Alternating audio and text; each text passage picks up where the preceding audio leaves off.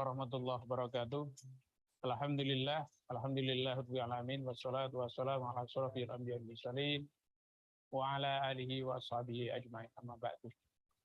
Saya Dekan Fakultas Ilmu Tarbiyah bersinergi bersama Sivitas Akademika Fakultas Ilmu Tarbiyah untuk mencapai visi fakultas, yakni menjadi fakultas yang berdasar internasional dalam bidang pendidikan Islam dan sains. Fakultas Ilmu Tarbiyah berkomitmen menghasilkan lulusan yang memiliki kemampuan mengembangkan inovasi pendidikan pada nasional dan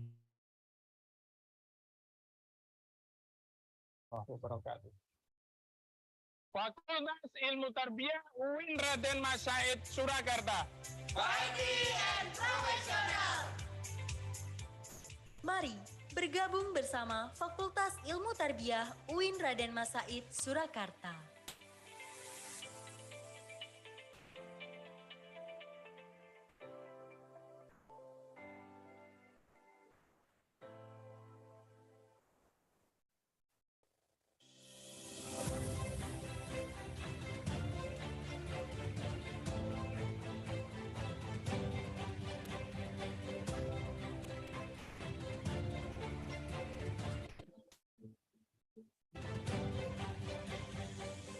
Surakarta merupakan kota yang mempunyai banyak daya tarik. Selain budaya dan sejarah, pendidikan menjadi salah satu magnet masyarakat berdatangan ke kota Surakarta. Dengan adanya fasilitas pendidikan, mulai dari pendidikan dasar hingga perguruan tinggi, kota Surakarta tetap mengedepankan pendidikan sebagai prioritas utama demi terciptanya penerus bangsa yang terletak di Jalan Pandawa. ICIEI Surakarta bertransformasi menjadi UIN Raden Mas Said Surakarta pada tahun 2021. Hadir menjadi wadah bagi para mahasiswa untuk mengejar cita-cita. UIN Raden Mas Said Surakarta terletak di lokasi yang strategis serta mudah dijangkau dari beberapa titik pemberhentian transportasi di kota Surakarta. UIN Raden Mas Said Surakarta dengan wajah baru berkomitmen menghasilkan lulusan pada bidangnya yang terintegrasi dengan nilai-nilai keislaman. Fakultas Ilmu Tarbiyah merupakan salah satu fakultas yang ada di UIN Raden Mas Said Surakarta yang sebelumnya bernama Fakultas Ilmu Tarbiyah dan Keguruan. Dengan visi dan misi untuk menjadi fakultas yang dapat bersaing di kancah internasional, serta dapat menghasilkan lulusan yang berdaya saing tinggi dalam bidang pendidikan Islam dan sains. Fakultas Ilmu Tarbiyah dengan tagline Piety and Professional siap untuk menciptakan tenaga pendidik yang unggul, bertakwa, dan profesional. Menjadi salah satu fakultas favorit di UIN Raden Mas Said Surakarta, Fakultas Ilmu Tarbiyah tidak hanya mengedepankan kompetensi, melainkan menjunjung tinggi nilai-nilai karakter dalam bingkai akhlakul karimah.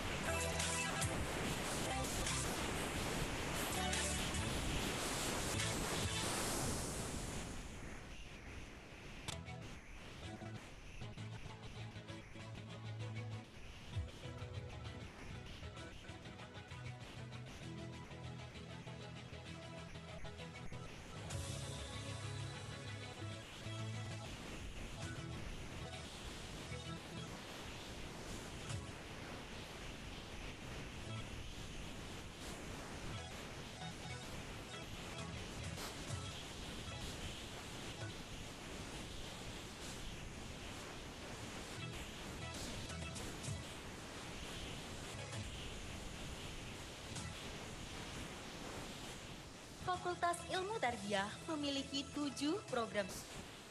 4 diantaranya berakreditasi A, yaitu Pendidikan Agama Islam, Pendidikan Bahasa Arab, Pendidikan Guru Madrasah Ibtidaiyah, dan Pendidikan Islam Anak Usia Dini.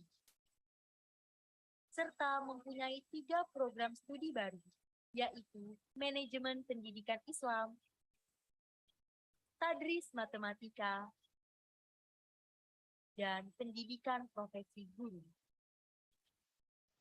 Terdapat sederet fasilitas yang mendukung pembelajaran seperti kelas yang nyaman, perpustakaan, tempat ibadah, serta unit-unit fakultas yang menunjang aktivitas mahasiswa dalam proses belajar.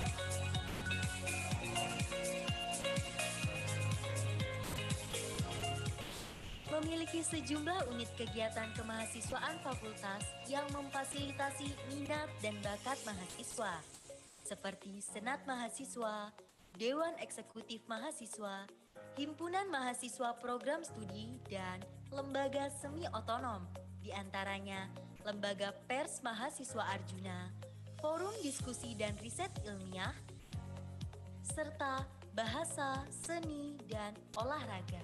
Tenaga pendidik dan staf yang berkompeten di bidangnya juga turut hadir membantu dan mewujudkan lingkungan kegiatan pembelajaran yang nyaman dan efektif.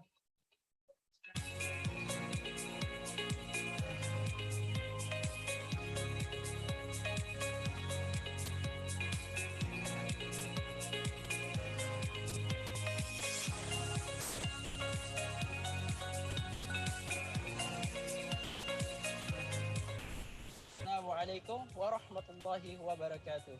Ako po ay si Sunny Iriman Mumbas, unang-una sa lahat. At dito pumunta ako dito para makapagtapos ng pag-aaral. At dito din kumuha ako ng Fakulty Ilmu Tarbiyah. At dito din ako ay kumuha ng course Pendidikan Islam Anak Usia Dini. At ako ay nagpapasalamat dito sa Indonesian na ako pumunta dito. Bismillahirrahmanirrahim. Assalamualaikum warahmatullahi wabarakatuh. Saya Adi Masalif Wiwono dari Prodi Pendidikan Agama Islam Angkatan 2019. Mengucapkan terima kasih yang sebanyak-banyaknya kepada Fakultas Ilmu Tarbiyah karena telah mendorong saya untuk berkarya, salah satu adalah buku. Tak hanya itu, Fakultas Ilmu Tarbiyah juga memberikan penghargaan apresiasi kepada seluruh mahasiswa yang berprestasi. Harapannya semoga Fakultas Ilmu Tarbiyah lebih maju ke depannya. Bismillahirrahmanirrahim. Assalamualaikum warahmatullahi wabarakatuh. Saya Sendariawan SPDI, selaku Kepala Sekolah ICIEI Rosida, mengucapkan terima kasih atas pengalaman belajar di Universitas Mas Said yang luar biasa dan selalu untuk Raden Mas Said Surakarta. Bismillahirrahmanirrahim. Assalamualaikum warahmatullahi wabarakatuh. Alhamdulillah rabbil alamin wassalatu wassalamu ala asyrofil anbiya'i wal mursalin wa ala alihi wa ashabihi ajma'in, amma ba'du. Saya Dekan Fakultas Ilmu Tarbiyah bersinergi bersama Sivitas Akademika Fakultas Ilmu Tarbiyah untuk mencapai visi fakultas, yakni menjadi fakultas yang berdaya saing internasional dalam bidang pendidikan Islam dan sains. Fakultas Ilmu Tarbiyah berkomitmen menghasilkan lulusan yang memiliki kemampuan mengembangkan inovasi pendidikan pada skala nasional dan internasional. Terima kasih. Assalamualaikum warahmatullahi wabarakatuh. Fakultas Ilmu Tarbiyah UIN Raden Mas Said Surakarta. Quality and professional. Mari bergabung bersama Fakultas Ilmu Tarbiyah UIN Raden Mas Said Surakarta.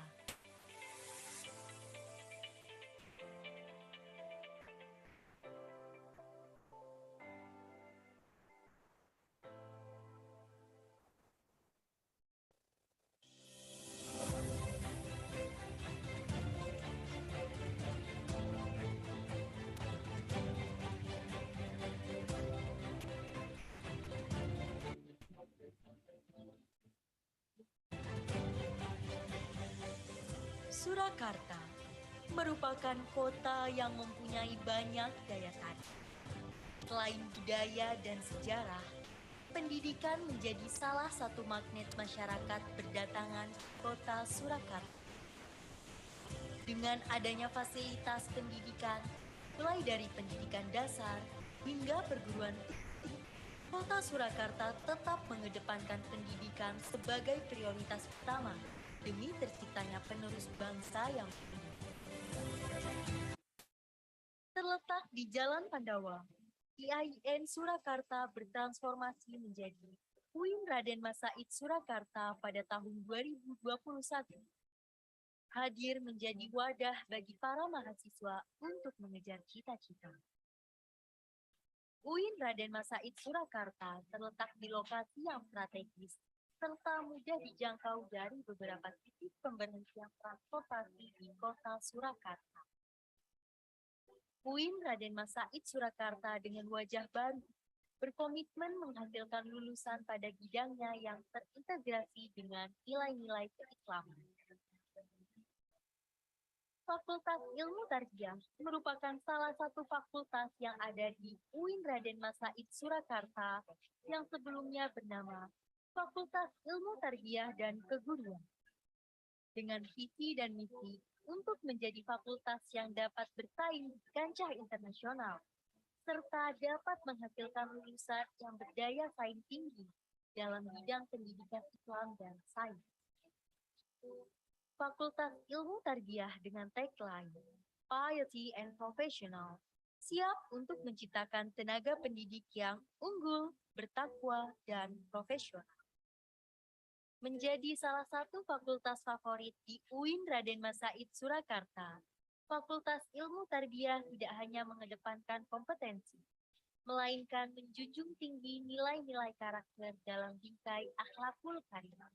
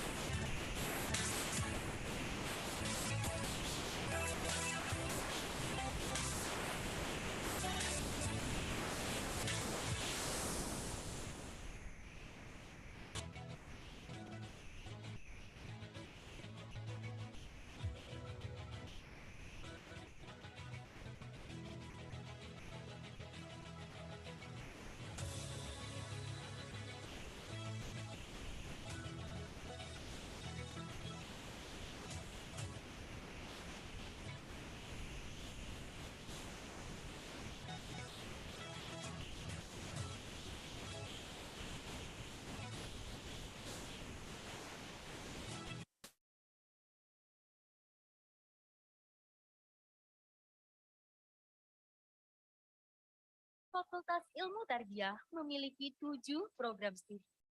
4 diantaranya berakreditasi A, yaitu Pendidikan Agama Islam, Pendidikan Bahasa Arab, Pendidikan Guru Madrasah Ibtidaiyah, dan Pendidikan Islam Anak Usia Dini. Serta mempunyai 3 program studi baru, yaitu Manajemen Pendidikan Islam, Tadris Matematika, dan Pendidikan Profesi Guru. Terdapat sederet fasilitas yang mendukung pembelajaran seperti kelas yang nyaman, perpustakaan, tempat ibadah, serta unit-unit fakultas yang menunjang aktivitas mahasiswa dalam proses belajar.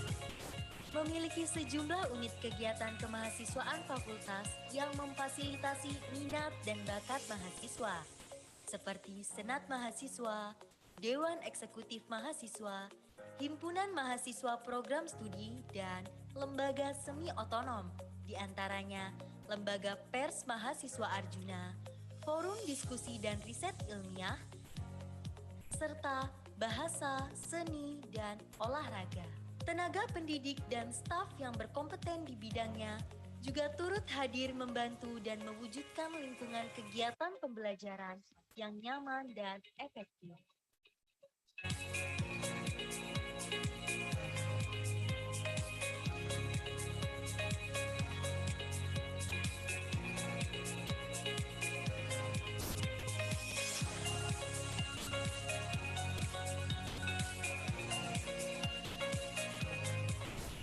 Assalamualaikum warahmatullahi wabarakatuh.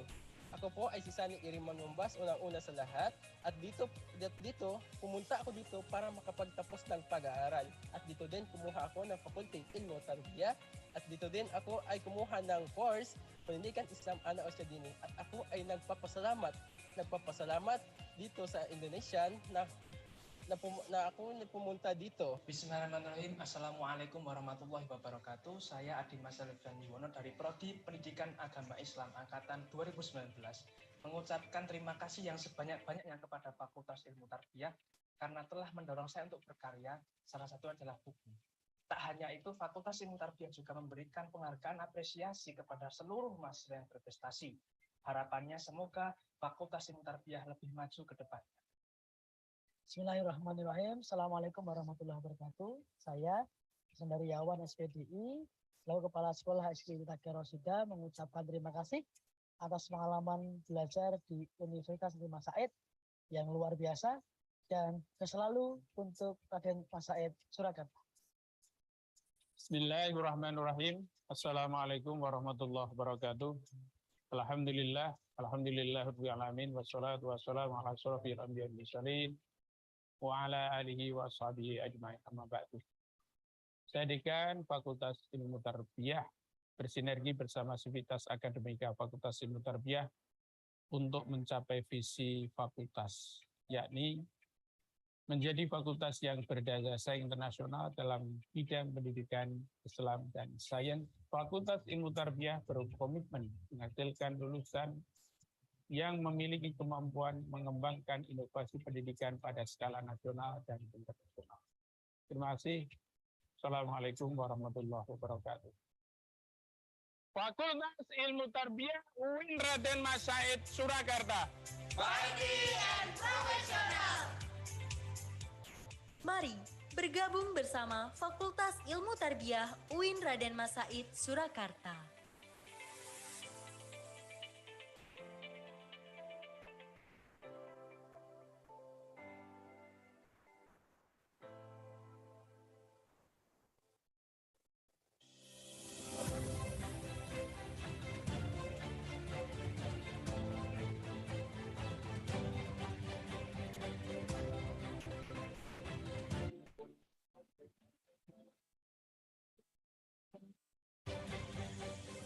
Surakarta merupakan kota yang mempunyai banyak daya tarik.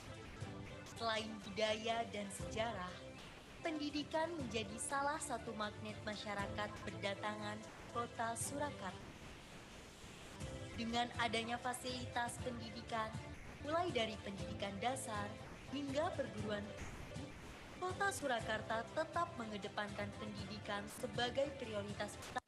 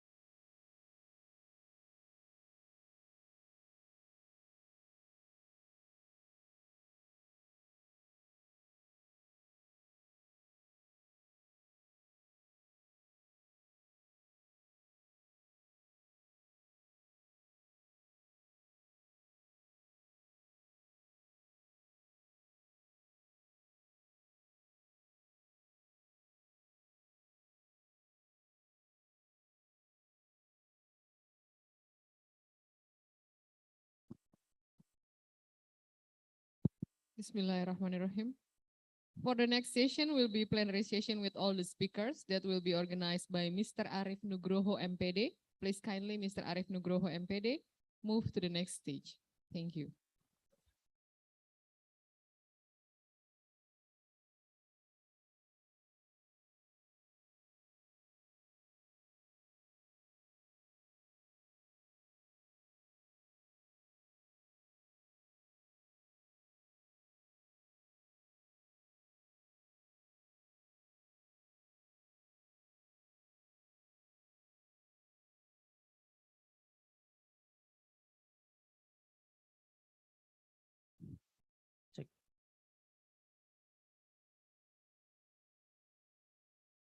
Cek. Ya, Bismillahirrahmanirrahim. Assalamualaikum warahmatullahi wabarakatuh. Namo Buddhaya. Good morning, ladies and gentlemen. The Honorable the Dean of Faculty of Tarbiyah UIN Raden Mas Said Surakarta, Prof. Baiti, and also the Honorable all audiences of International Conference on Islamic Education and Instruction, Islamic Educational Transformation in Digital Era.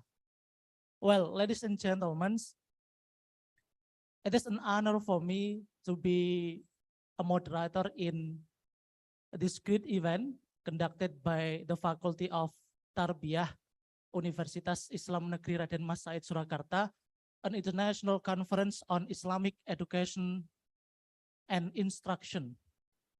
Well, ladies and gentlemen, the pandemic of COVID-19 is a wake-up call for us to integrate hybrid learning or digital learning, particularly for university level. So, like or not, ready or not, we are in the stage of digital era. Therefore, our educational transformation should be incorporated with the digital era and also with the hybrid learning, online teaching, and so on and so forth. Well, ladies and gentlemen, my name is Arif Nugroho. Allow me to be a part of moderator in this section. I'm going to guide the plenary session. We have 4 incredible speakers here. The first is Dr. Rizal Pradana from University of Lampung, Indonesia. The second, we have Anastajuddin PhD from Malaysia, Sultan Idris Educational University, Malaysia. And also the third, Dr. Muhammad Yasin from University of Bahawalpur, Pakistan. And the last, Dr. Haruna Abu Bakar Haruna from University Privi Africane Franco Arabi, Bamko, Mali, Nigeria. Well, ladies and gentlemen, let's go to the first speaker. Let me say hello to Dr. Rizal Pradana. Are you with us, Dr. Rizal Pradana? Yes, Mr. Arif. Yeah, thank you very much. Well, ladies and gentlemen, Dr. Rizal Pradana earned his doctoral degree in education science from 11 Maret University. He is also a faculty member, researcher, and academician at University of Lampung, Indonesia. His area of interest of the research include education policy, learning instruction, teaching learning method, and higher order thinking skill. And in this nice occasion, Dr. Rizal Pradana will present about digital readiness and online learning in Indonesian higher education institution. Therefore, for Dr. Rizal Pradana, the stage is yours. You have about 30 minutes to deliver your presentation. Thank you, Mr. Arif. Can I share screen?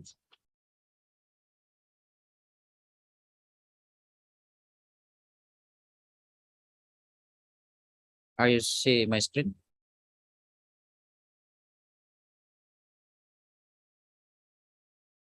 Mr. Arif or the audience?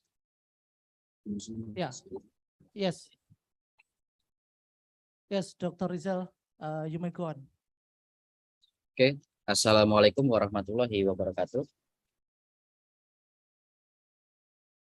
Thank you for time invite me in the International Conference on Islamic Education and Instruction.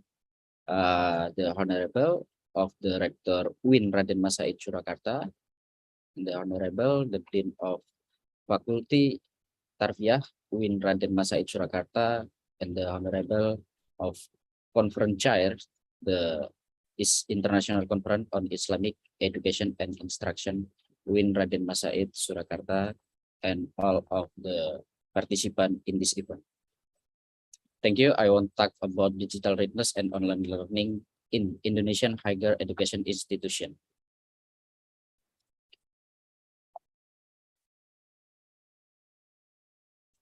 The first, COVID-19, Indonesia, the implementation of online learning itself refers to a circular issue by the Minister of Education regarding to implementation of learning during pandemic the COVID-19.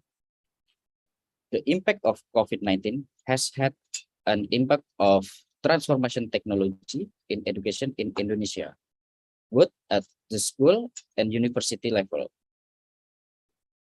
Technology is a critical word, and online or distance learning during pandemic COVID enables students to learn better, faster, and wiser. Another term is known as ICT. After 2 years, COVID pandemic 19, online learning is not something foreign to students at various school level, especially in university. In other words, the use of technology in learning is not new and has become culture until now. However, the best our knowledge research in digital literacy and digital readiness among the university students in Indonesia, it still can are equivalent. Therefore, researchers are interested in future exploring university digital literacy and digital readiness in Indonesia and other countries in Asia. So this research is processed tech data in Malaysia, Singapore, and Philippines.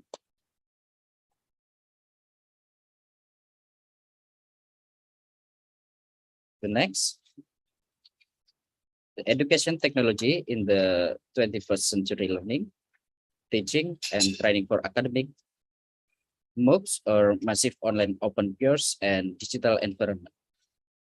Over the years, discussion about the application of digital technology in higher education environment have focused primarily on student learning rather than teaching or academic. The 21st century learning has become a student century. Many studies in digital age have demonstrated the importance of placing students at the center of learning or teaching process. Much need to be done digitalization in Indonesian higher education.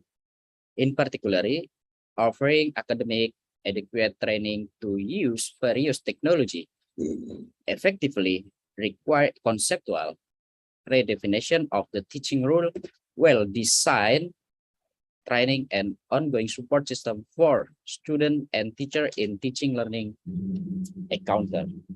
For most students, accessibility information does not automatically turn into meaningful knowledge without the help of teacher expert.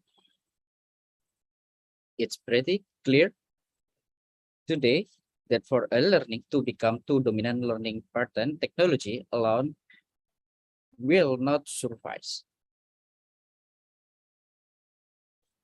So, in Indonesia, digital environment is technology developed and new use proliferate.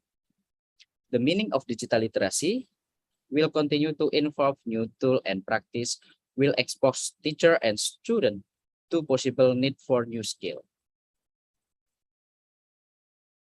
Next.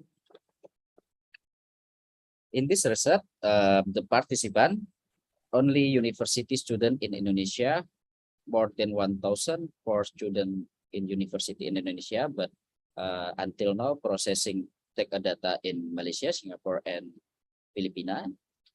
Data collection with questionnaire or survey, and then the analysis data with descriptive statistic.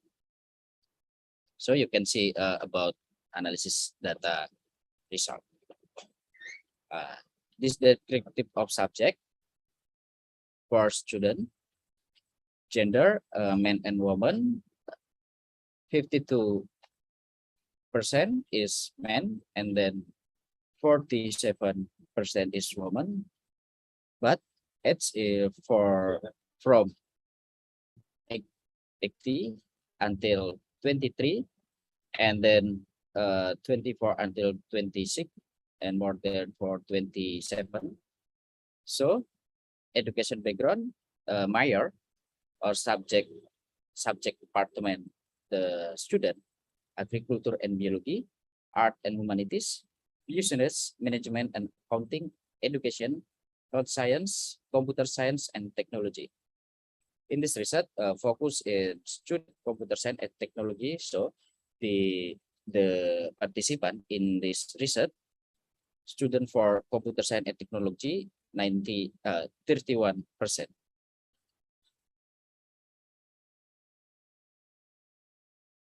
This is indicator for digital literacy of the research participant. 5 indicator. 1 is technical and operational skill. 2 programming. 3 navigation and processing. And then 4 communication and interaction. 5 creation and production. So you can show in this table.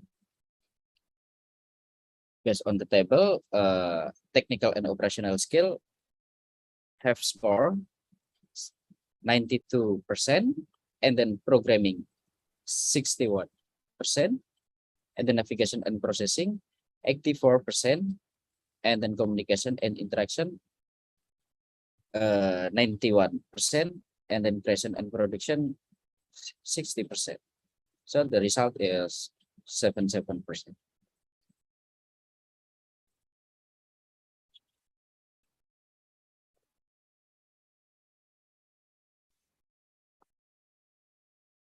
This is the data about online learning readiness of the research participant. The participant, like as indicator previous, the student in this research, more than 1,000 in university in Indonesia. Looking the digital readiness of student and the efficiency relative change, the findings show that many students are ready for the online learning process. Whereas many 35% of students state their readiness very well, as many 40% of students state that they are well prepared, and as many 50% well prepared. Meanwhile, only 10% students state they were not prepared well. So digital readiness for student implies knowledge, skill, attitude, and competency to use digital technology to meet educational goal and expectation in higher education. Digital learning readiness among students is one way to students can optimize online learning. Digital readiness in learning represents a specific change scenario where digital technology plays a significant role in the learning process. Thus, it can be interpreted as context-specific operationalization of change process, adding to certain technology challenge, attitude, and specific capability. So, readiness in online learning can be seen from the daily activity in accessing the internet and the ability to adapt to its new technology.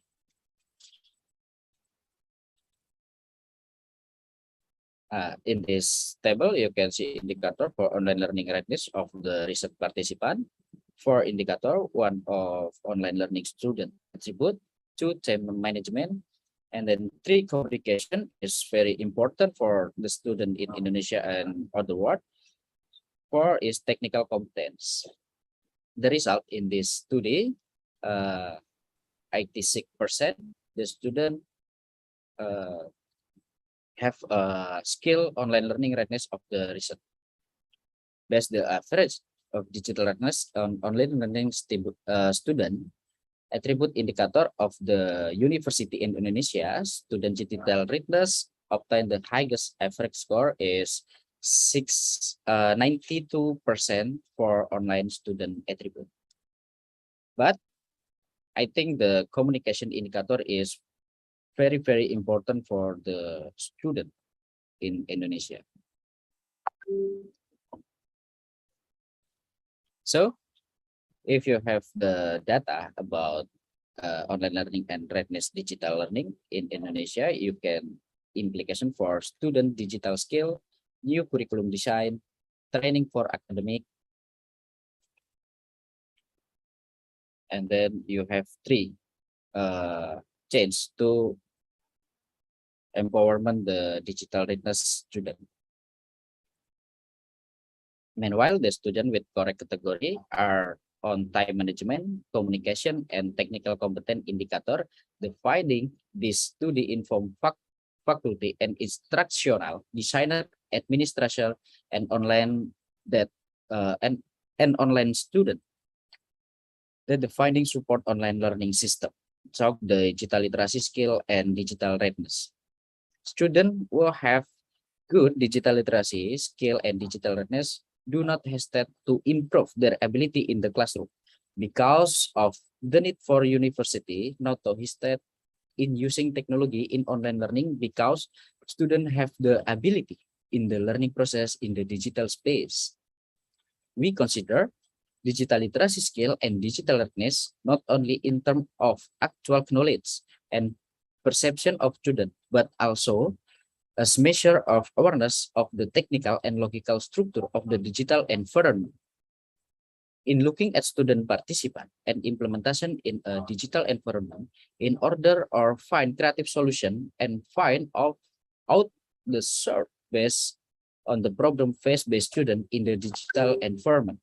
Further, students are needed to use statistically rigorous measurement technique, such as using large spectrum of item applied in international research in the PISA survey, the obtained reliable on comparable result. The conclusion of the research, in addition to measuring student knowledge and perspective, digital literacy and readiness also serve as a goal of their awareness of the logical technological foundation of the digital environment. Further research in requiring to use statistically rigorous measurement technique, such as using wide range of item applied in international research. So, to find innovative solution and determinant to research based on the issue faced by student in a digital environment. Thank you. My presentation, and then you can ask about this reason. Well, thank you very much for Dr. Rizal Pradana for his outstanding presentation. So when we have a look at some reputable journals in the world, some leading journal in the world, digital readiness and teacher readiness is a sexy topics or is an interesting topics that now this topic is discussing around the world in some reputable journal. So this is very interesting presentation, and also we hope we can get some insight from participants and also feedbacks from Dr. Rizal Pradana as the speaker.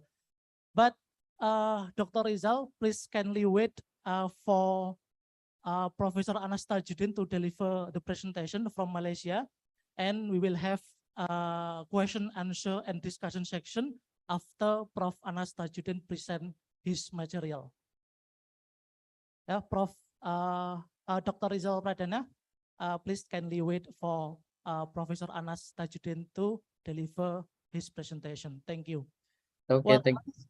Yeah, thank you. Well, ladies and gentlemen, now we are going to listen for Professor Anas Tajudin, PhD, from Kuala Lumpur Metropolitan University College, Malaysia. Prof. Anas Tajudin, can you hear me? Are you with us? Tajudin, can you hear me? Are you with us? Okay, are you hear me? Yeah. Hello? Yeah. Hello. Are you hear me? Yes, Prof. Yes. Okay. Yes, Prof. But to ensure that your presentation will run smoothly, please say something to protect the sound here, because the sound is quite noise from here. Please say something to ensure that you have clear voices. Thank you. Okay. Bismillahirrahmanirrahim. Assalamualaikum warahmatullahi wabarakatuh. Waalaikumsalam. Okay. Thank you for moderator. And the Honorable Professor Dr. Thank you, Prof. Okay. Thank you. Well, Let me introduce you first to the audiences.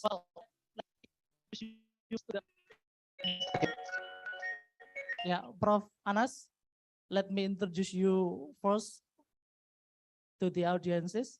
Can you hear me?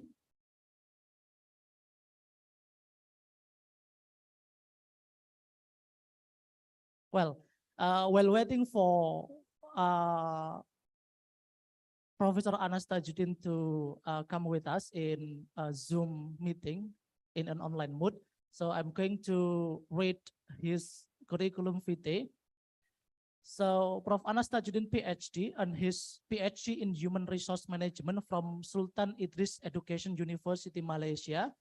He is a senior lecturer and researcher at Kuala Lumpur Metropolitan University College, Malaysia.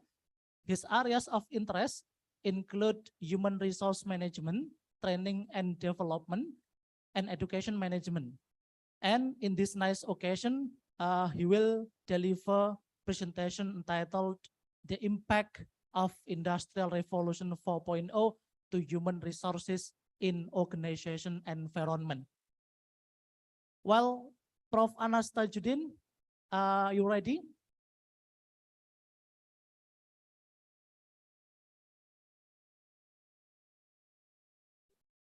Yeah. I'm ready. Yeah, thank you very much. So, yeah. Dear Prof. Anas Tajuddin, the stage is yours. You may begin your presentation. You have about 30 minutes. And the topic of the presentation, I'm going to read once more, the impact of Industrial Revolution 4.0 to human resources in organization environment. Dear Prof, Okay. Okay, thank you very much, moderators. Good morning, everyone.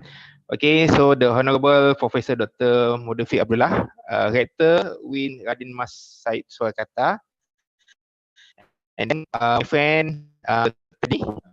Okay, so and then the guest speakers and all for the audience. Okay, today I'm just for the my the knowledge about the IR for I'm sharing to the sharing presentation. Okay.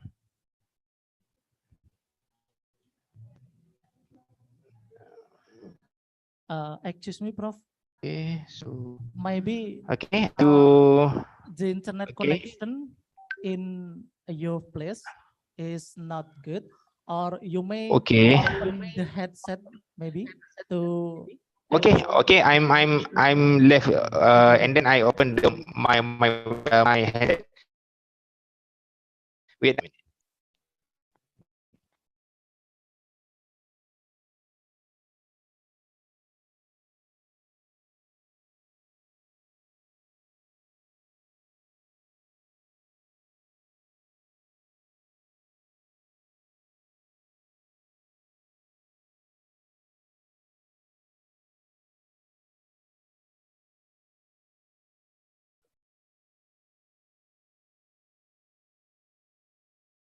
Keluar, Mas.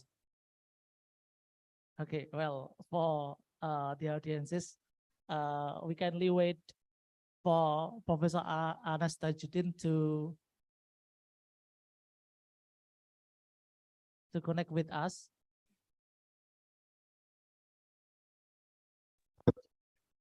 Okay. Yeah. Moderator, are you hear me? Yes. Okay. Okay. Maybe can you share the my slide, because I'm now using my handphone. Okay, because the maybe there's some technical problem. for my institution. Okay, that's all. Okay, today, thank you very much, all of you, because give me some platform, okay, for sharing the impact of IR 4.0 to human resource in organization environment. Okay, moderator, you have my slide? Yes, we are Okay. preparing your slide, sir. Okay. Okay, actually, this topic, IR 4.0, actually now is still ingoing, but for the next years and for the next 2 years, maybe to the 5.0, okay, Industrial Revolution 5.0, not 4.0, okay. So this is about my topics, okay, and then next. Okay, actually, what is the human resource management? Okay, so at the moment, now human resource management, the term is a change for the talent management, not for the human resource management. So, but I can sharing, okay, the definition of the simply definition of the HR. Okay, human resource management is the development and implementation of system in organization for attracting, developing, and retaining a high performance workforce. But now for the definition of the talent management is including for the how to the employees, okay, how to the staff to we retain and then we recruiting, okay, to give the some beneficial. Okay, maksudnya di sini bagaimana untuk perkembangan daya sumber manusia dia. Itu masuk sekarang ni. Maknanya definition of a new of the human resource management is including how to recruiting the talent. Okay, not just only for the staffing, but to the talent in the staff. Okay, so next moderator.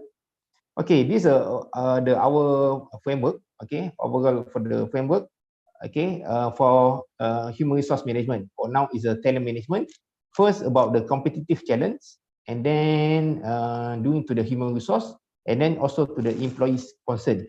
So the competitive challenge and employee concern is two backbone for the human resource or talent management.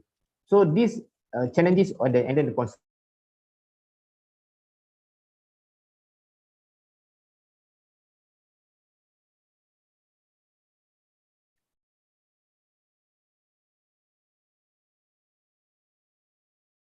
Pandemic COVID-19, okay, most of the companies or most of the university is not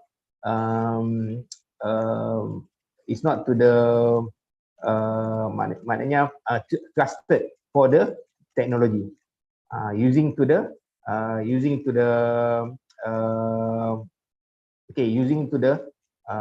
webinar, using to the Zoom, using to the Skype, whatever. But after the COVID-19, okay, most of the companies, most of the universities, most of the institution is challenging how to the adopt and adapt to the technology in the environment.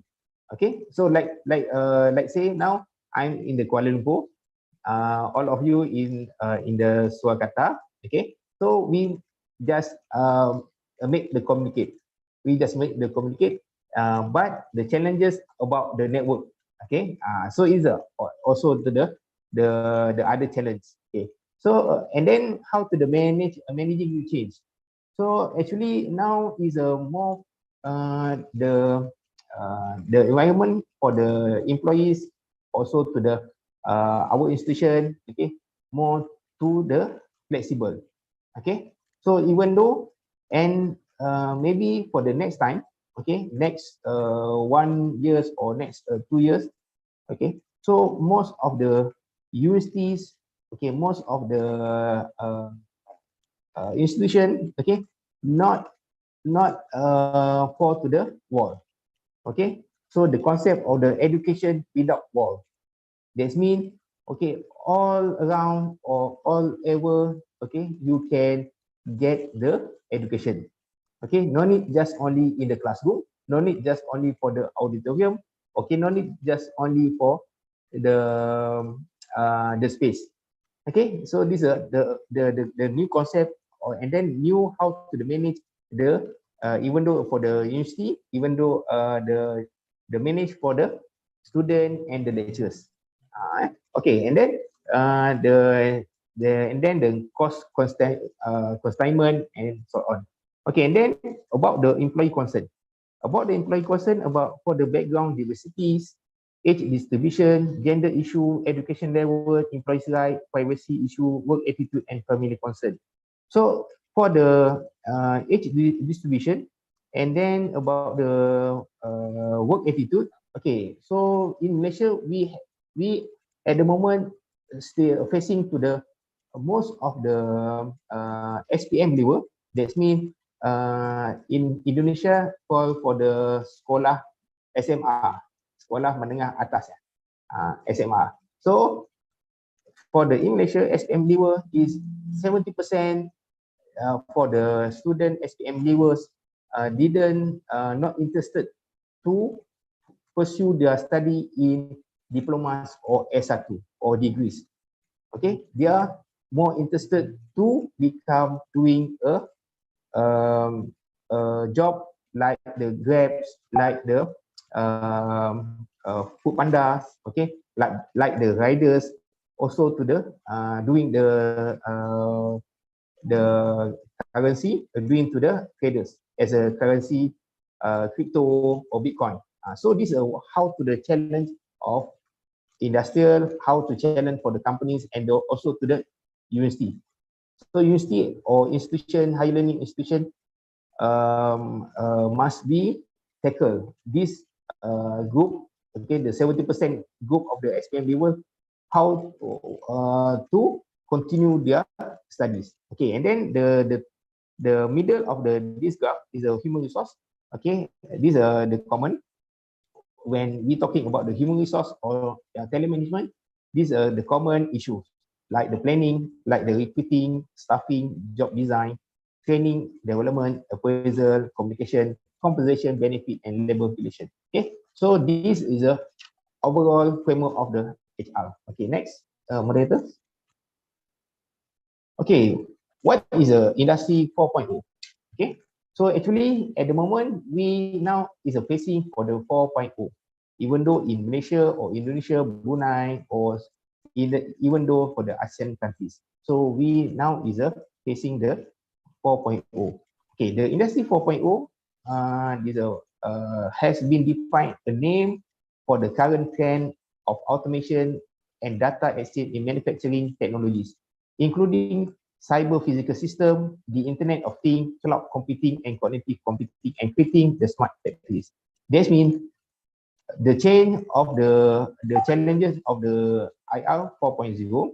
Okay, how to the companies, how to university or institution will be adapt and adopt. Okay, will be adapt and adopt to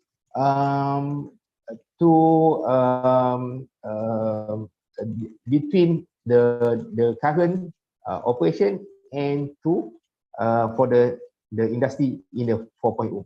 Okay, because this 4.0, okay, more to doing to the like the big data, okay, like to the more to the technologies, like for the even though for the Zoom, also about for the like the trend. Okay, the trend is a cryptocurrency. Okay, these are for the banking and finance. Okay, for the income, and then like say for the I think maybe the Indonesia have to the Grab. Okay, so in the Grab, the data is the using to the handphone, the rider handphone, and to the seller handphone. So the system is also known for the data. Okay, the data exchange. How to the industry will be using, okay, this for the technologies. Okay, next.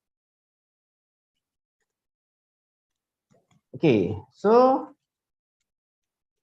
these okay, these for example, okay, for the IR 4.0, okay, the impact of the before that, moderator. Okay, so for example, okay, the company of the Google, okay, at the moment now is didn't want to the space, didn't want to the workplace, because most of the employees of the Google staff is doing the WFH, work from home. Okay, so even though these are challenges of the universities, challenges of the institution right now, especially for the in Malaysia or Indonesia, because at the features, okay, so student will just get the knowledge without the wall, okay, without going to the campus, without going to the in classroom or auditorium. So even though when they are uh, uh, facing, or even though when they are two part-time staff or part-time workers, can get the knowledge, can get to the continue their education. So these are challenges, because the mindset most of the top management universities, okay, when we know we call for the university, there we have must to the a big building, a big lab, a big auditorium, a big classroom, a big field, okay.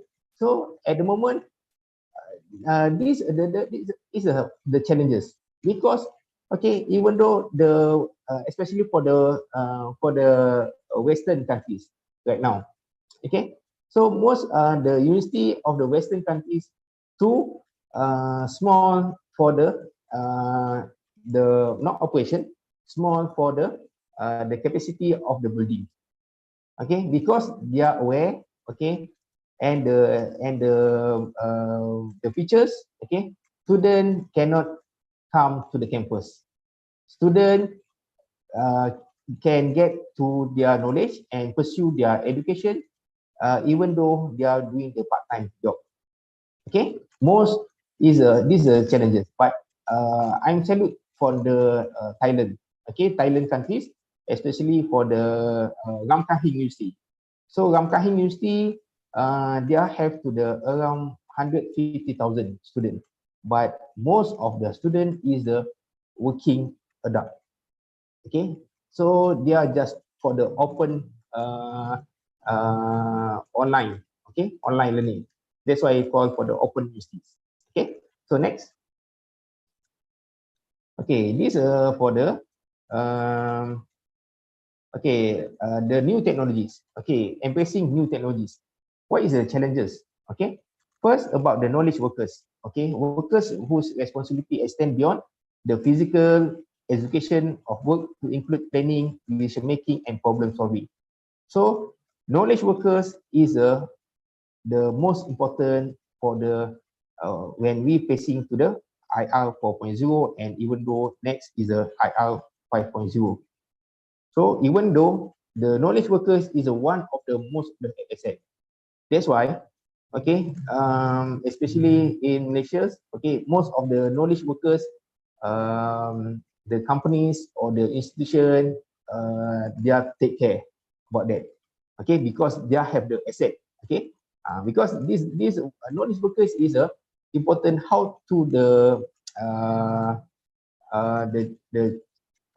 maksudnya bagaimana untuk menjalankan teknologi tersebut, how to implement the new technologies. Okay, next.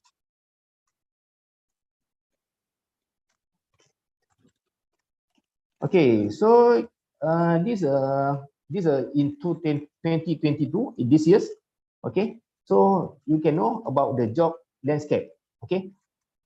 Why this is a top 10 for the emerging, how to the job will the job demand, okay, job demand in 2022 will be facing, okay. So you see about 133 billion, okay, 133 million.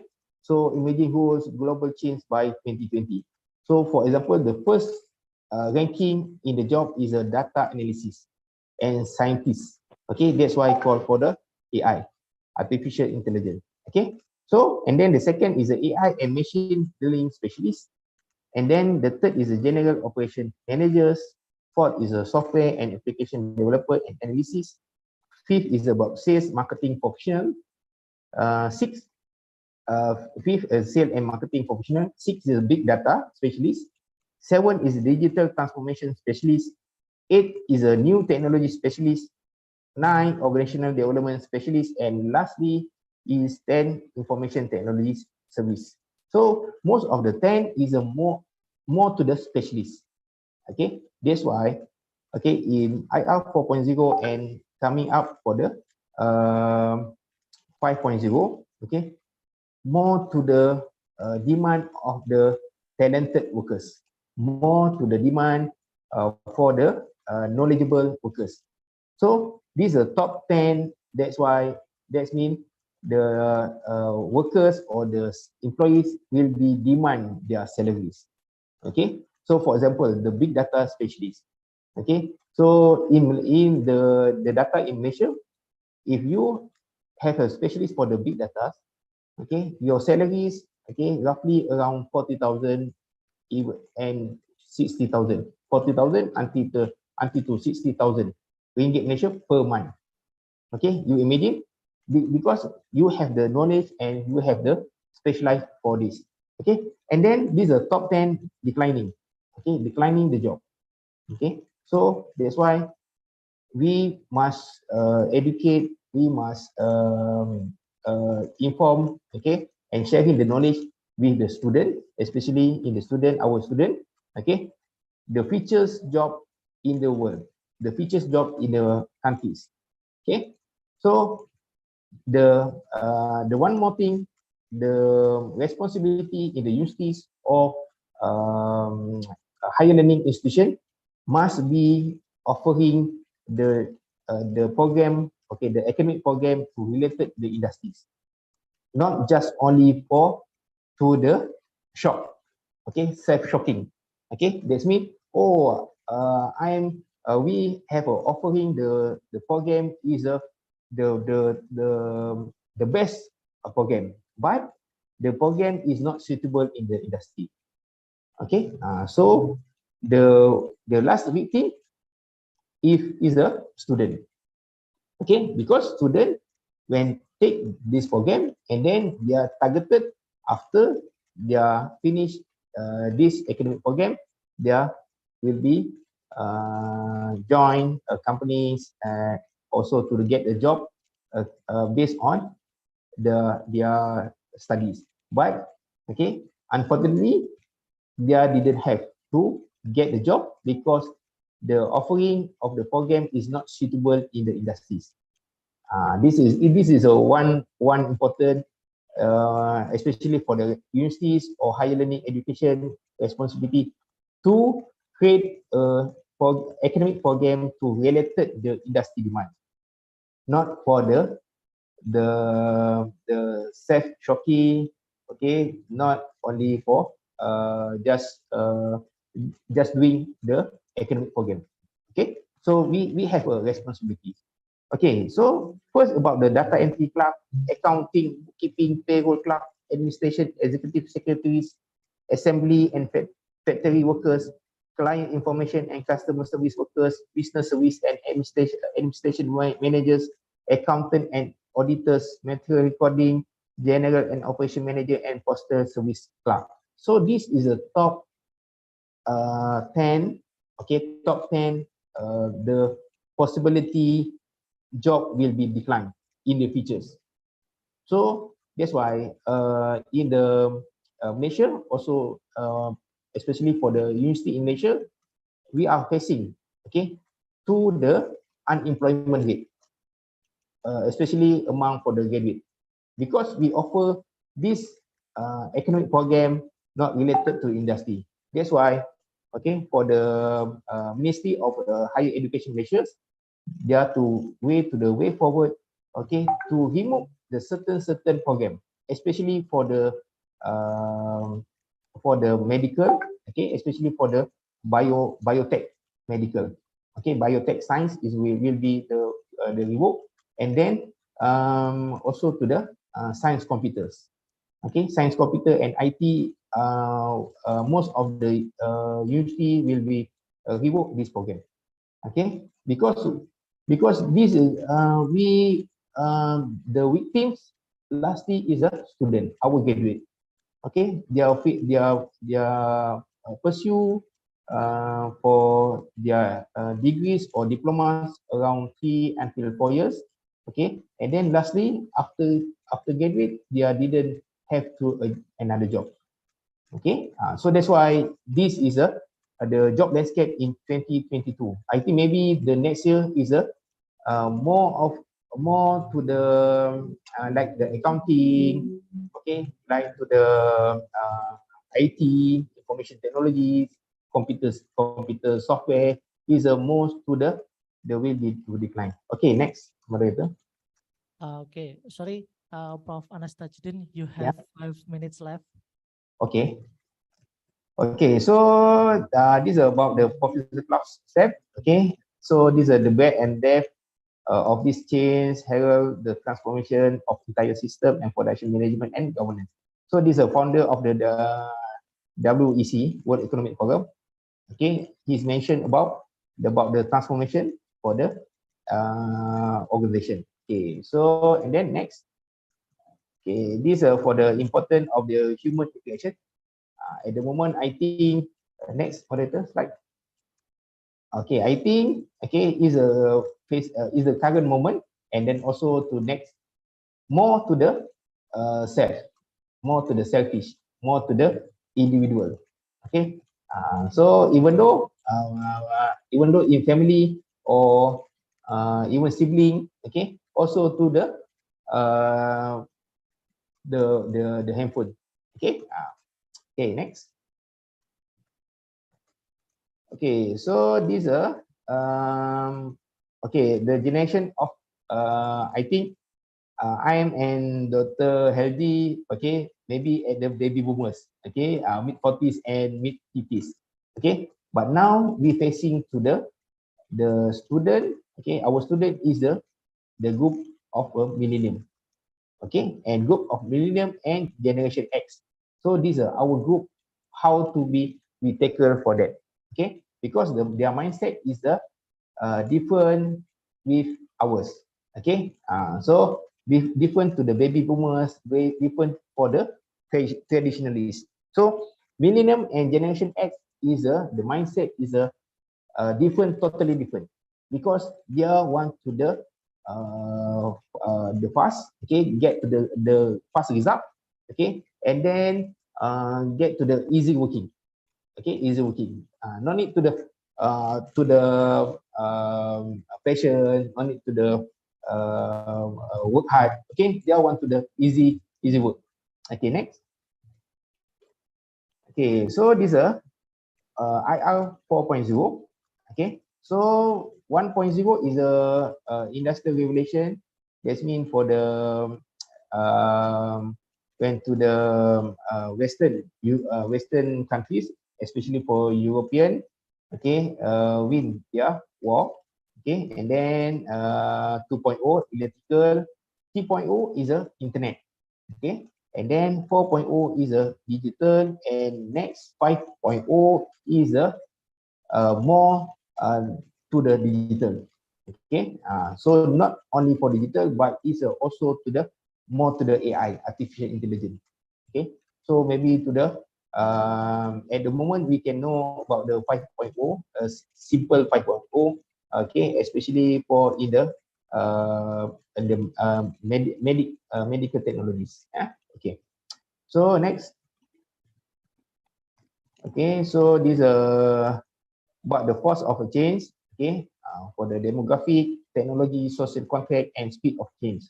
Okay, for example, the demographic, okay, especially in the Malaysian, okay, most of the grouping of the millennium and generation X Malaysian, they are interested to moving and migrate to the Western countries. So these are how to the change, okay, how to the challenges of this government, okay, to attract, okay, these two group of our nationalities. Okay. Okay, next. Okay, and then these are what are the implication of the business. Okay, have to the customer expectation. Okay, dear Okay. Prof, due to the time constraint, so Okay, okay, please thank you. deliver your conclusion remark. Okay, conclusion. Okay, the last conclusion. Okay, last slide. Okay, these are 2 days and tomorrow's. Okay, okay. So I think maybe moderator you can share the slide to all participants. Okay, Yeah, next. sure. You may Okay. deliver the slide to Yeah, all. yeah. Okay. Okay, before that. Okay, so these are 2 days and next tomorrow.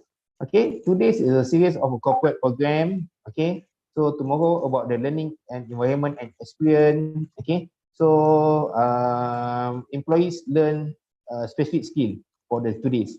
But next is employees learn how to learn. Okay, learn how to learn. Therefore, facilitation and coaching. And then organization create details, executive skill-based competency, but drive and learning agenda. But next tomorrow, okay, next features, okay, organization create high-level framework that outline what capabilities. So these are the my conclusion. We okay from the universities, for the higher learning institution, companies must be prepared to the 5.0. Okay, the features 5.0, how to the mindset of their students and the people. Okay, especially we from the universities, we from the academia must be prepared and then to the sharing the knowledge to the our students. Okay, because the next generation is will be lead our countries. Okay, that's all, moderators. Thank you very much. Okay, Oh, yeah. thank you. Thank you so much, Prof. Anastasyuddin. So the speaker highlight about the great impact of Industrial Revolution 4.0 to human resources in organization and environment. Maybe in the future, now we have already familiar with work from home, work Yeah. from anywhere. Maybe in the future, this kind of activities will be more massive, Prof. Are you agree with me? Yeah, I So agree with you. yeah, we can conduct teaching, learning with distance area, and then we can have a conference online. We can have a meeting through the digital platform and so on and so forth. So this is a very interesting topics. So as an educator, as an academician, we should be aware of it. We live in digital era, so we have to adapt with the current situation of the digital era. Well, thank you very much for your outstanding presentation, Prof. Anastasyuddin. Okay, well, thank you.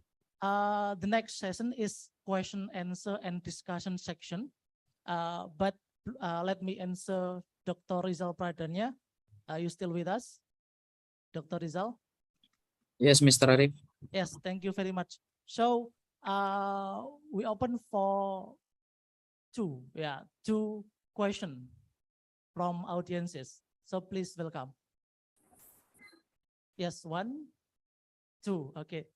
The committee, please help us to distribute the microphone.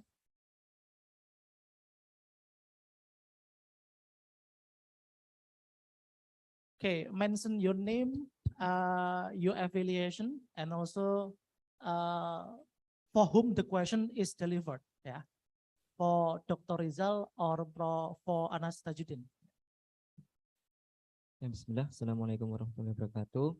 My name is Kiswa Arianda. I'm affiliation in Queen Raden Masjid Surakarta. Sorry, my permission to ask a question for Dr. Rizal Perdana. How to see research opportunities in the era of society 5.0? Thank you. Okay, thank you, Mas Kiswa from Queen Raden Masjid Surakarta. And second, please.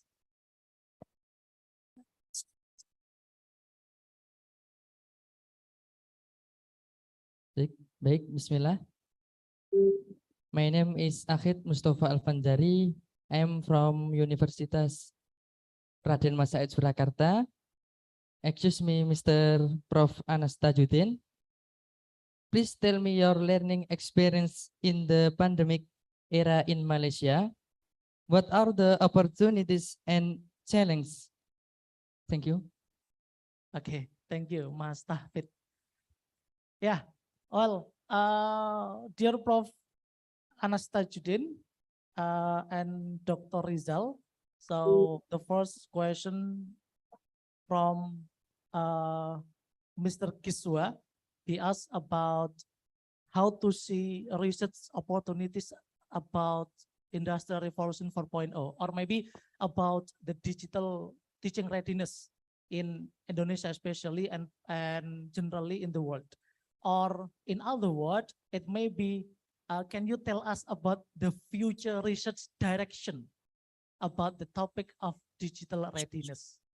So for Dr. Rizal, the time is yours to answer the question.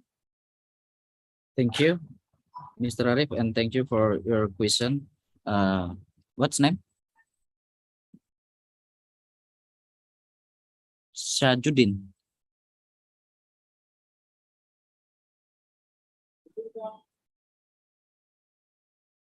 Okay, about the question how to research opportunity in the era of society 5.0.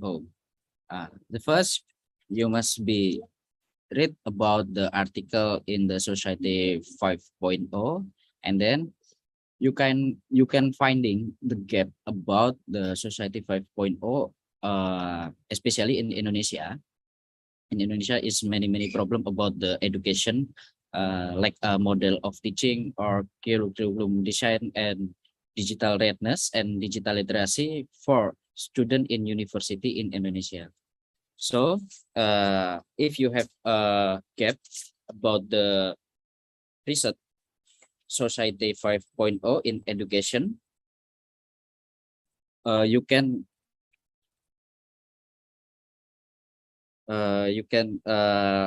assess the online learning readiness indicator. For indicator, you can take from my research, and then you can take 5 indicator about the digital literacy of the research party of the digital literacy indicator. If you have find the score about your student subject, you can research about model of technology or curriculum or another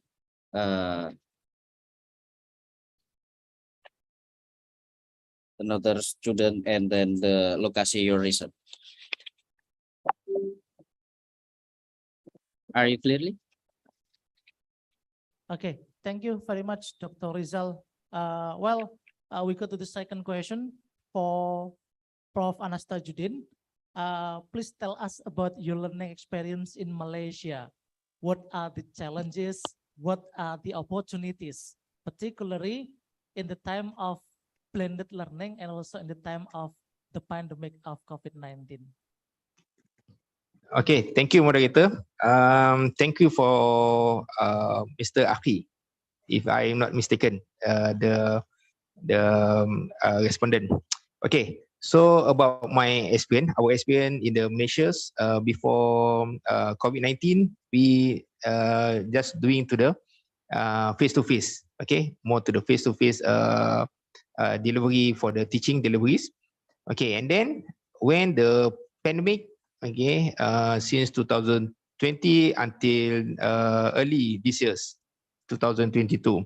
So we just do the change. We just to change of based on the challenges of the COVID-19, change to the more to the remote learning. That means we doing to the blended learning, okay, face to face plus to the online. But when we talking about the features, about the scenarios, the feature scenarios, okay, at the moment we now to implement the fully learning, okay, not for the blended learning, the fully online, okay. So the fully online, this means we schedule our student, okay, so the 7 days per week, 3 days student just only they are attend to the class, and then the rest, the 3 days, we allowed to working as a part-time. Okay, even though for the hotel, the restaurant, and then the travel agent, something for the organization or companies, because we know about after the COVID-19, okay, most of the household is a survive, okay, survival mode, okay, to get the income, okay, how to the because even though between in 2020 until early this years, okay, most of the household is a lost their job. So our responsibility and our contribution to the student, okay, we schedule the student is just only attend the lectures, attend their class is 3 days per week. Okay, so for diplomas is a Monday until Wednesday, even though is a online, and then the degrees, the S1 is a Wednesday until Fridays. The rest there will be we allowed to attach the industries. That's why we for our program, okay, we related to the industrial need. Okay, we try to not only offer the program based on our shop, okay, our for the famous the program, not, we offer the program based on industrial need.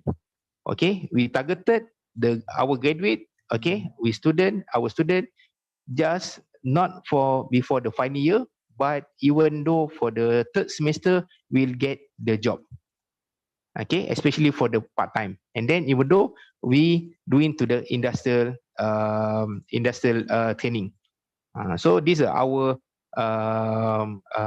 implementation, okay, our doing, okay, for to make sure our graduate, our student is a get a job at the moment. So now we not to only for the doing to the face to face, but more to the ODL, open distance learning. So my student especially, okay, even though not most of them not only for the Kuala Lumpur, okay, most of them more to the another cities, okay. So let's say maybe from the Surakarta, okay, my student from the Jakarta, from the Lampung, so on. So these are our implementation right now. Okay, thank you, moderator. Okay, thank you, Prof. Thanks for the answer. Well, to determine the future's direction about digital readiness and also human resource development in digital era, the topics is very interesting. So just for your information, one of the current research from Prof. Anas bin Tajuddin has been published in the Journal of Educational Management and Instruction organized by UIN Raden Mas Said Surakarta. He compare about the self-regulated learning between Indonesian and Malaysian students. This is an interesting article, so you can read in the Journal of Educational Management and Instruction, authored by Prof. Anas Tajuddin. Well, ladies and gentlemen, let's give applause for Dr. Rizal Pradana and Prof. Anas Tajuddin from Malaysia. Okay, the next, now, dear Prof. and Dr. Rizal, this is certificate of appreciation for Dr. Rizal Pradana from the committee, from the Faculty of Tarbiyah, UIN Raden Mas Said Surakarta. And the second one, Mas, for Prof. Anas Tajuddin. Yeah, this is certificate of appreciation for Associate Professor Dr. Anas Tajuddin. We thank you very much. Thank you so much for your outstanding contribution and also for your valuable insight, feedbacks, and also discussion that was delivered to the audiences of this conference today. Once more, please give applause for them. Thank you, thank you, thank you very much. Well, ladies and gentlemen, let's proceed to the next speaker. Okay, ladies and gentlemen, our next speaker is Dr. Muhammad Yasin. Let me check first, Dr. Muhammad Yasin, if you already with us. Assalamualaikum. Ya, Waalaikumsalam. Waalaikumsalam. Ya, Dr. Muhammad Yasin. Yes, Can you please. Yes. Okay, let me read your curriculum vitae for the audiences. Dr. Muhammad Yasin earned his PhD from the Islamia University of Bahawalpur, Pakistan. He is now a senior lecturer and assistant professor at National Textile University Faisalabad, Pakistan. His area of interest include curriculum development, Islamic education, and educational policy. And in this great opportunity, his presentation will be delivered entitled Curriculum Designing of Islamic Education in the Digital Era. Dear Dr. Muhammad Yasin, the Sir, floor, please. yeah, the floor is yours. You have Thank you. about 25 Yes. minutes. Thank you. Just a minute, sir. May I share my screen?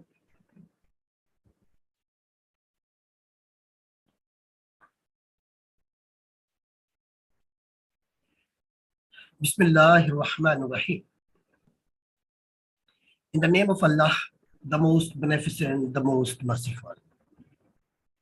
First of all, I'm thankful to the rector of the university and then my brother, Dr. Haruna Abu Bakr, who gave me this opportunity to speak on this very important topic, that is the curriculum designing of Islamic education in the digital era. Because of limited time, I have to continue. First of all, as we know, the challenges that various disciplines are facing in the 21st century are in stark contrast to those of the previous century. Teaching, learning, and research methodologies, styles, and techniques are all evolving quickly. It is vital to focus on the challenges of the staying relevant in the global sphere, developing the ability to shift without caring for the significant socio-economic and psychological consequences is one fundamental difficulty. The volume of the data that can be generated and used and the source of the knowledge and skills need for analyzing, synthesizing, and disseminating them are all being made more widely known to the people. Thanks to modern technology, which ultimately ensures the human capital resources are enhanced. In light of the technological advancement and difficulties of the information age, this study identifies the development demands of Islamic education in the digital era. In this work, digital gadgets used in Islamic education are analyzed as a potential challenge and techniques for effective digitalization of Islamic education, curriculum design, teaching, learning, and research are suggested. First of all, we see the concept of curriculum. It is said that education is the backbone of the nation. Education is the key to development of a country and nation. There is no substitute for education for better living and progress in society. Means the education plays a vital role in the development of any nation. And then the curriculum is needed to shape education properly. And now, what is curriculum? And here are some concept and definition of the curriculum. We can say, if we see this picture, the person who is on a horse, it means that he learn how to ride. So curriculum teaches how to uh, learn and how to achieve the set targets. The word curriculum is derived from the Latin word that is curriculum. The Latin word curri means curriculum or course of study.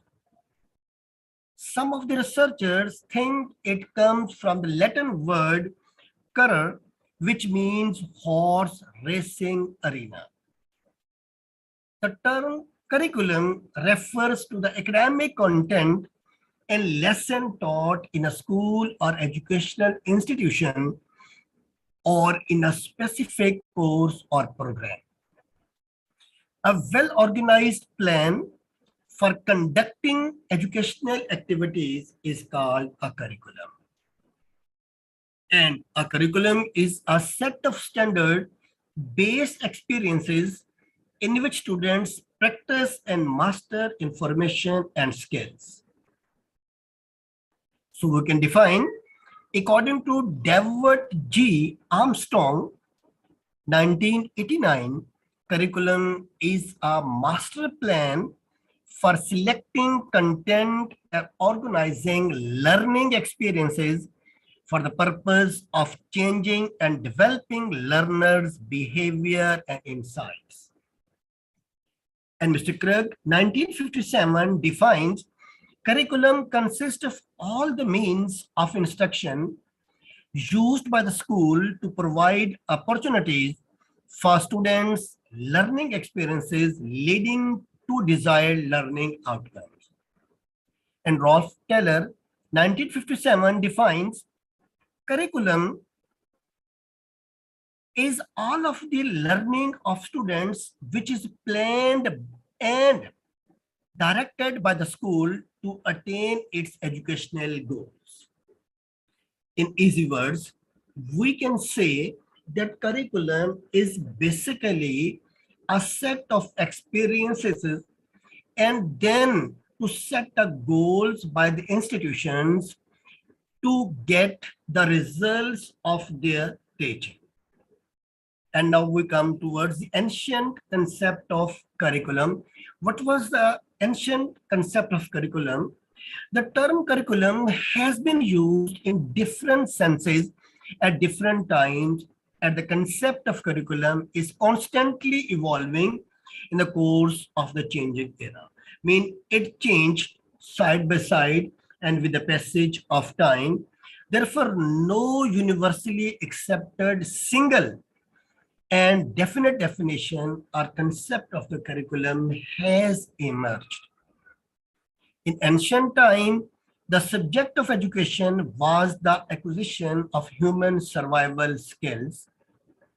As a result, this aspect has gained importance in the non-formal education of that time. Later, as a result of people thinking about continuous education, the concept of a formal curriculum began to take place. The curriculum is a sum of number of textbooks that are included in class or level of course in the ancient concept of curriculum. The extensive use of curriculum in America dates back to 1820. The curriculum in the United States at the time meant the subject matter of a course followed by teaching in the teacher's class. The main goal of the American curriculum at the time was to develop the child's mental and intellectual development. Therefore, emphasis was laid on acquiring hereditary coherent knowledge and mental discipline in the curriculum. Conservative educators were of the opinion that in order to develop a child's mental state, a number of essentials should be included in the school curriculum. These are mother tongue, mathematics, science, history, philosophy, and Western ideology, As a result, these subjects were included in the curriculum at that time. Now, what is the modern concept of curriculum? Roughly, the old and the narrow concept of the curriculum has changed since the 1930s. Most educators think that the concept of curriculum spread widely after 1930. At the time, curriculum meant the sum of all the learning experiences conducted by the school. Means all the syllabus, all the curriculum around the schools, depend around the school.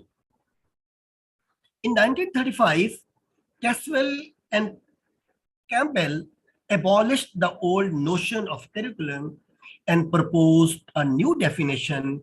According to them, the curriculum is all the experiences gained by the student in the management of the teacher. Means the definition they has been changed, and if they consider the curriculum is that things that is learned by the experiences. The curriculum began to be used in a broader sense beyond its narrow conceptual boundaries. And the curriculum came to be regarded as the sum of all the school-controlled learning experiences rather than just the subject matter. Now the concept has been converted towards experience, then towards the gaining knowledge from the books.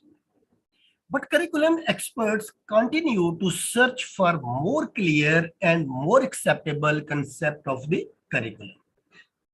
In 1949, curriculum expert Ruff Taylor came up with an idea to solve the problem of the curriculum.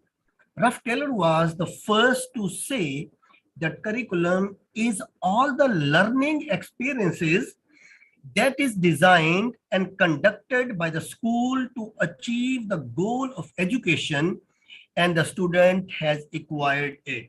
Means, according to him, that the curriculum doesn't depend on the syllabus books, rather it depends upon the experiences, and that is set for gaining the educational goals. Ruff Taylor's definition shows that they emphasize the curriculum to rely on purposeful and planned learning experiences in all school-run activities. The influence of school was evident in students' life in the mid-1950s. At that time, a number of educational projects were undertaken in the United States to refine and change the concept of curriculum. The educators who worked on the American educational project defined the curriculum as an instructional plan. In the late 60s and early 70s, many compared school work to industrial production because the industrial development started at that time. Just as the raw materials are processed in industrial factories to produce a variety of products, the school job is to develop illiterate and inexperienced students into skilled, experienced, and literate people. Means they compared it with the industry. Industry gets the raw material and then it produces the, we can say, a refined production, a product. Same is the educational institutions. They receive the students, they are illiterate, and then they refine them. As a result, the question of students' competency and achievement in curriculum formulation and the question of school accountability is gaining importance.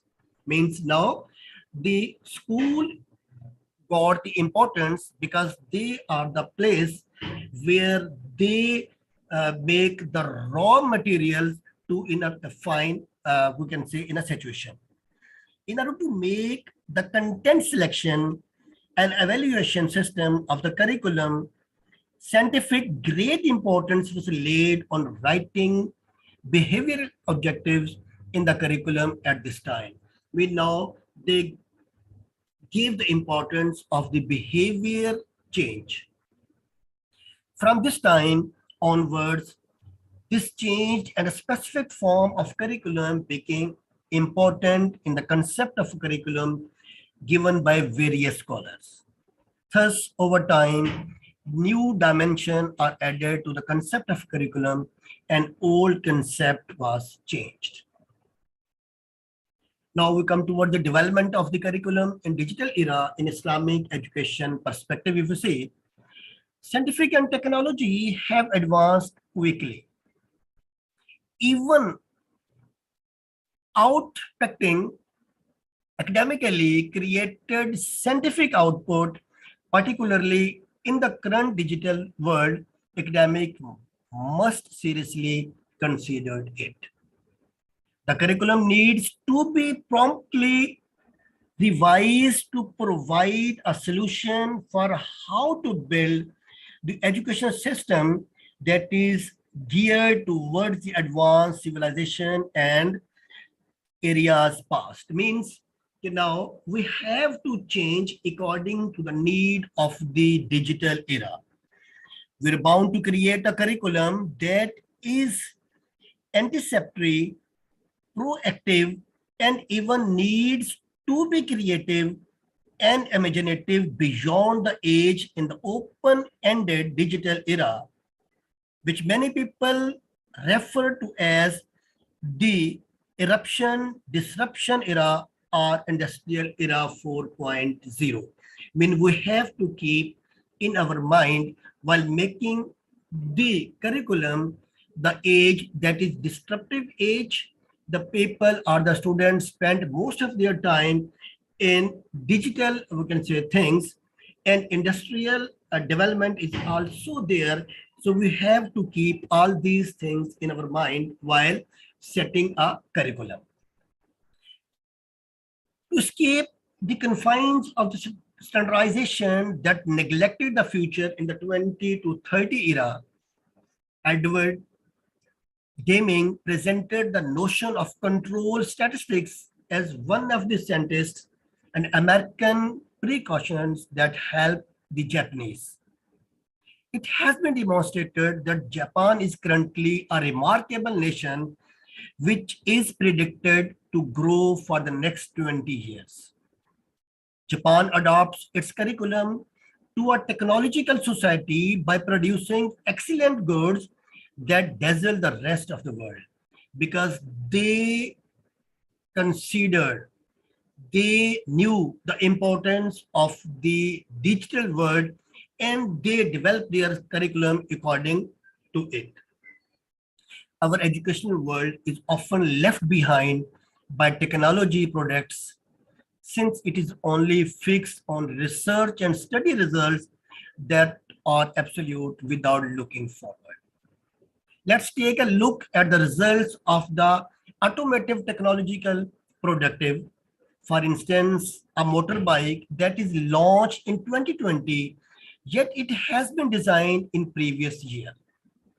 It is different from our education, which thinks far behind and forgets that education is a sort of social engineering to prepare for life 5, 10, and 25 years ahead.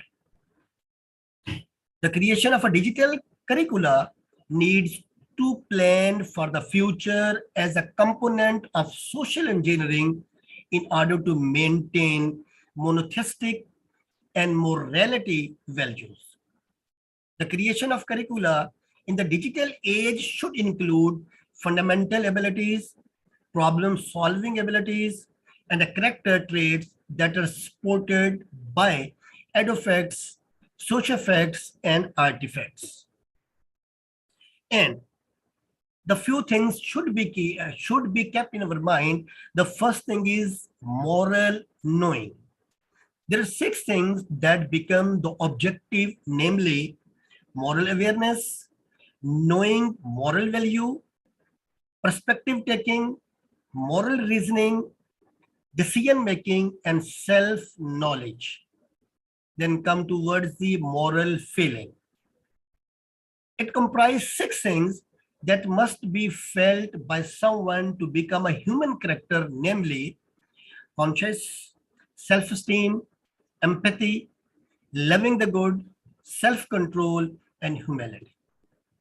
And then come towards the moral action, which can be seen from the competence, desire, and habits imbued with the monotheism and morality developed with a predictive integrative implementation.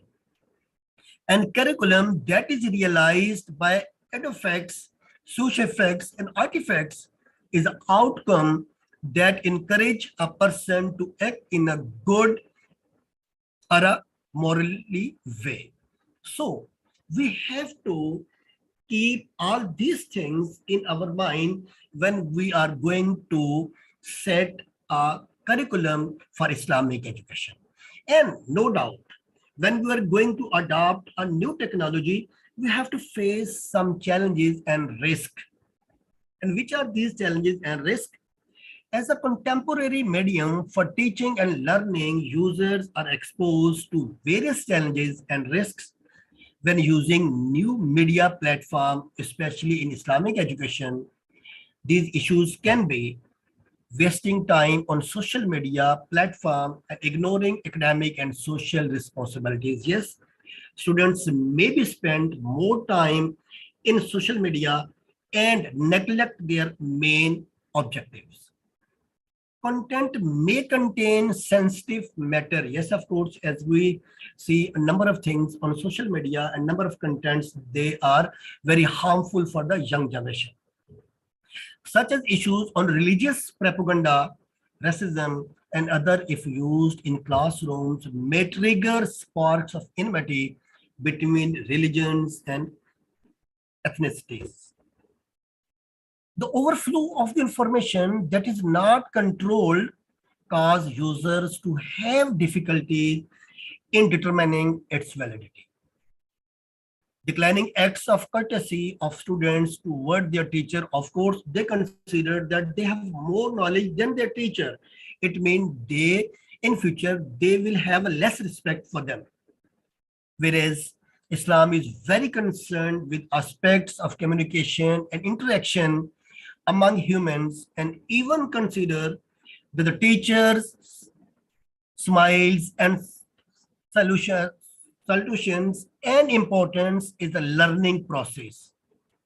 In addition, learning without the presence of a teacher as guide may also result in impaired interaction, of course, because gaining knowledge from technology without the help of a teacher can astray the young generation. So teachers can play a very important role in this regard. And the credibility of information is becoming doubtful. And what criteria should be kept in mind while we are going to select the contents? The following criteria, yes, we can be followed. It's just for example, that we should have to see the significance, utilitarian, interest, learnability, and flexibility. These things should be kept in mind when we are going to select the contents for our syllabus. And here is a model for curriculum secondary class in the Islamic system. First of all, we have two model curriculum. Number one, Islam as a way of life, conceptual analysis, social and moral foundation of Islam, Islam as bulwark against modern atheistic concept.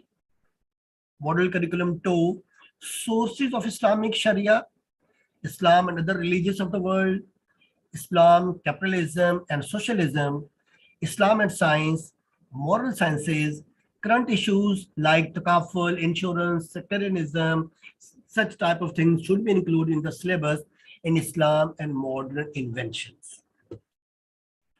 Now here are some proposals. The workability of the proposal put forward here is contingent upon the fundamental requirement that Islamicists accept the value in ICT and see digital technology as inevitable in order to advance the course of their discipline. The following proposals are worthy of further scrutiny, modification depending on local contexts and subsequent implementation. There is a need to create new professional opportunities for the emergence of Islamicist ICT experts who will drive the digital innovation required in this field. The formation of global guild of Islamicists to determine on the regular basis the policies that chart the course of the future of their discipline generally, and more particularly the relationship that should exist between Islamic education and digital technology. Governments need to see digital equipment as instrument for development and should therefore make their production and purchase tax-free, while their importation should be duty-free imports. Digital experts should be encouraged to learn more about Islam, while the Islamicists should learn more about ICT. There is also a need for them to support each other to serve the discipline a better way. Considering the heavy traffic of emerging and disappearing websites and the immense value of the information they contain, there is a need for the establishment of an agency to be funded by the Islamic Development Bank, saddled with the monitoring and archiving of the such vital information for future utilities. And if they found that they are against the Islamic teaching, that must be abolished or we can say that removed from the sites. It is important to note that new media should not be separated from today's education. It is interrelated with all aspects of human life which are associated with the newly advanced technology. In fact, new media is widely used to promote aspects of interpersonal communication and education. Nevertheless, ignorance, abuse, and poor management of new media usage among its users may lead to negative implications. Therefore, parents and educators must ensure that they have high level of awareness and become transparent and open-minded. With regards to the use of new media and advanced digital technology, before allowing children and youngsters to have the freedom to use the gadgets and internet technology. Without proper monitoring and control, young students may get addicted and obsessed with such technologies. It is hoped that the tips and guidance proposed in this presentation serve to help contemporary technology users to embrace these technologies respectively and responsibly. This is very important in order to grasp the many transformations in the educational experience that can be fulfilled the hands of great parents and teachers. Significantly, this presentation contribute to the principle of using new media in education. And at the end, I would like to share my own curriculum, which I designed for my students of BS in National Textile University, Faisalabad, Pakistan. I try my level best that I add only those things which help the students in their practical life. And I remove all those things which were in the syllabus, but they were not useful for them. For example, with the concern to the basics belief, I just add Tawheed and Shirk, then prophethood, and the last day, because these three things are very important to change the life of a young generation. Then coming towards the articles, and we can say the pillars of Islam, I included prayer, but I teach them the medical benefits, the scientific benefits of offering the prayer and the method of offering the prayer. Then come towards the fasting. I include the method of the fasting and all the issues concerning to the breaking of the fast, which things are allowed or not allowed.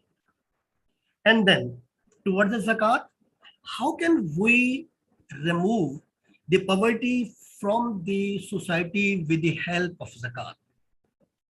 And then towards the jihad, I include the jihad bil ilm, with knowledge is required at present time. Then what is the difference between jihad, terrorism, jihad, and we can say that and presently a number of people say that jihad teach the terrorism, and I prove them that jihad doesn't teach the terrorism. That is a total different things. Then I include in the political system, the system of the caliphs, which was a role model for us, and then to compare it with the modern government system. And in concern with the modern things, I include Islam and science, how Islam and science are interlinked with each other. And then towards the economic based teachings, I include interest, means riba, then takaful, insurance, that are the modern issues which we are facing presently. And towards the social aspects, I include the real status of women in Islamic society, and to remove the misunderstanding about the witness of women, that is considered mostly that it is half of the witness. And then I include the terrorism, the sectarianism in my syllabus.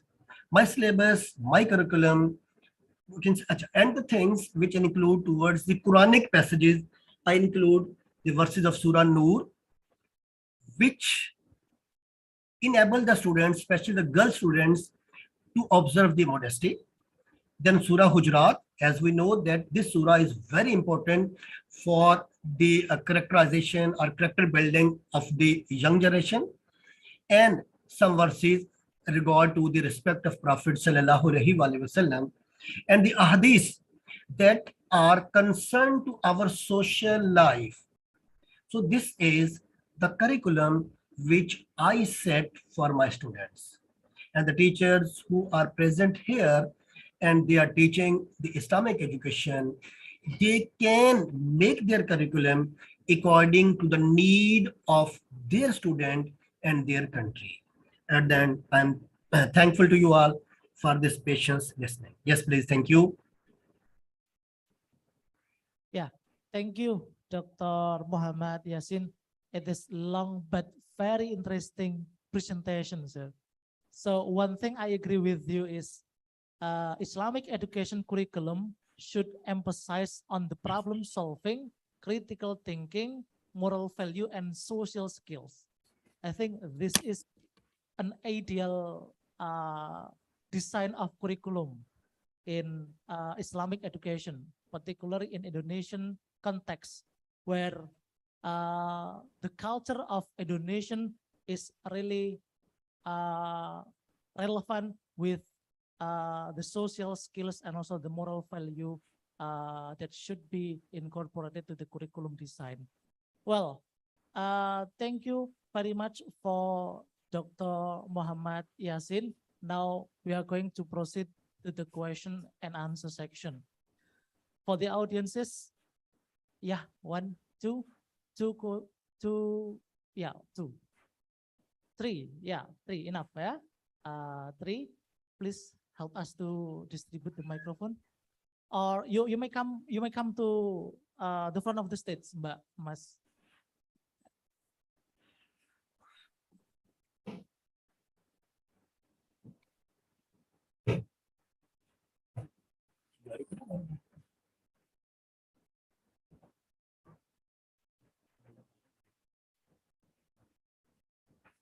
Bismillahirrahmanirrahim. My name is Silva Intan Fajar Saputri. I come from University Islam Raden Masaid Surakarta. Excuse me, Professor Muhammad Yasin. I'm not listening. Please, can you speak some loudly? I think there is some issue. Okay, please speak louder. Speak slowly and louder. And loud ones, yeah, please. Keras tapi agak slow gitu. Okay. My question is Pakistan using an emergency curriculum during the COVID-19 pandemic? And what is the current education curriculum policy in Pakistan? Thank you. Can you interpret, please?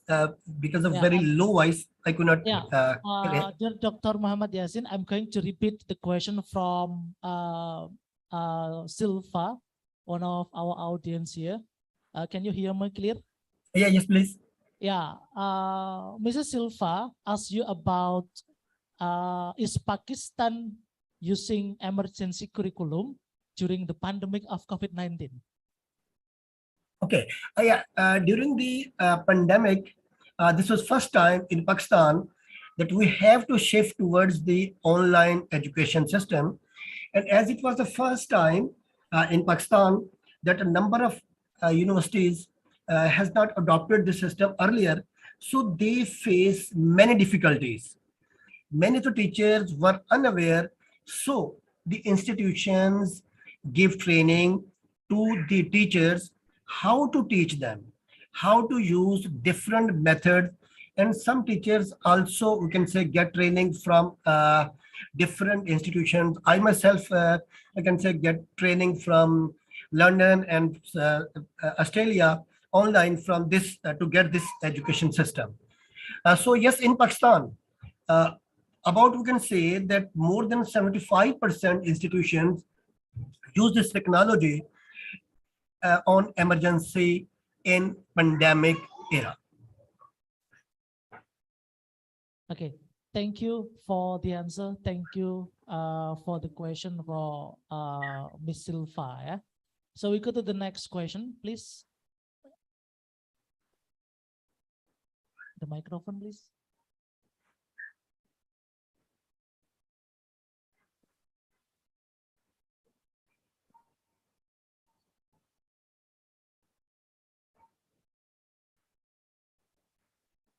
Assalamualaikum warahmatullahi wabarakatuh.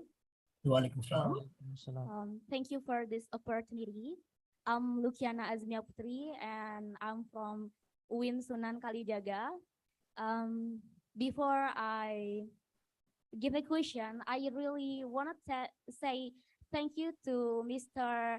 Muhammad Yasin, who gave us insightful about curriculum from Pakistan, and it's really insightful to us.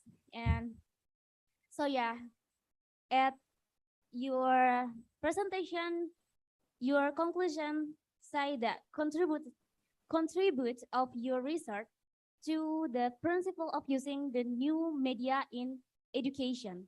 So I have a question, Mr. Muhammad Yasin. In Indonesia and in the world maybe, there is so many gaps or extremely differently about learning media between learning media for normal students and disabled students. So it's a big problem because it makes a gap and different. And I wanna give you a question: how to solve this problem, and what are the considerations in making a right learning media? I think that's all. Thank you for this opportunity. And I'm so sorry for my bad English. Wassalamualaikum warahmatullahi wabarakatuh. Waalaikumsalam. Okay, well, thank you Mbak Lutfiana from UIN Sunan Kalijaga, Yogyakarta, Indonesia. So, dear Dr. Muhammad Yasin, Ms. Lutfiana acknowledge you for your valuable presentation and your valuable insights about curriculum design in Pakistan. That's the first. And second, she also asked you about learning media for disabled students. I mean for students with special needs. What kind of learning media which is appropriate for them, and how to develop curriculum design for the disabled students or with the students with special needs. Is that clear, Doctor? Yeah, clear. Thank you. I'm thankful to her for her acknowledgement. And as we know that Islamic countries, Pakistan, Indonesia, and some other countries, they are not, we can say that too much developed like the European countries. And due to pandemic and COVID-19, now these countries have to divert their attention towards the digitalization or digital education. And it is the start, or you can say that is the initial steps.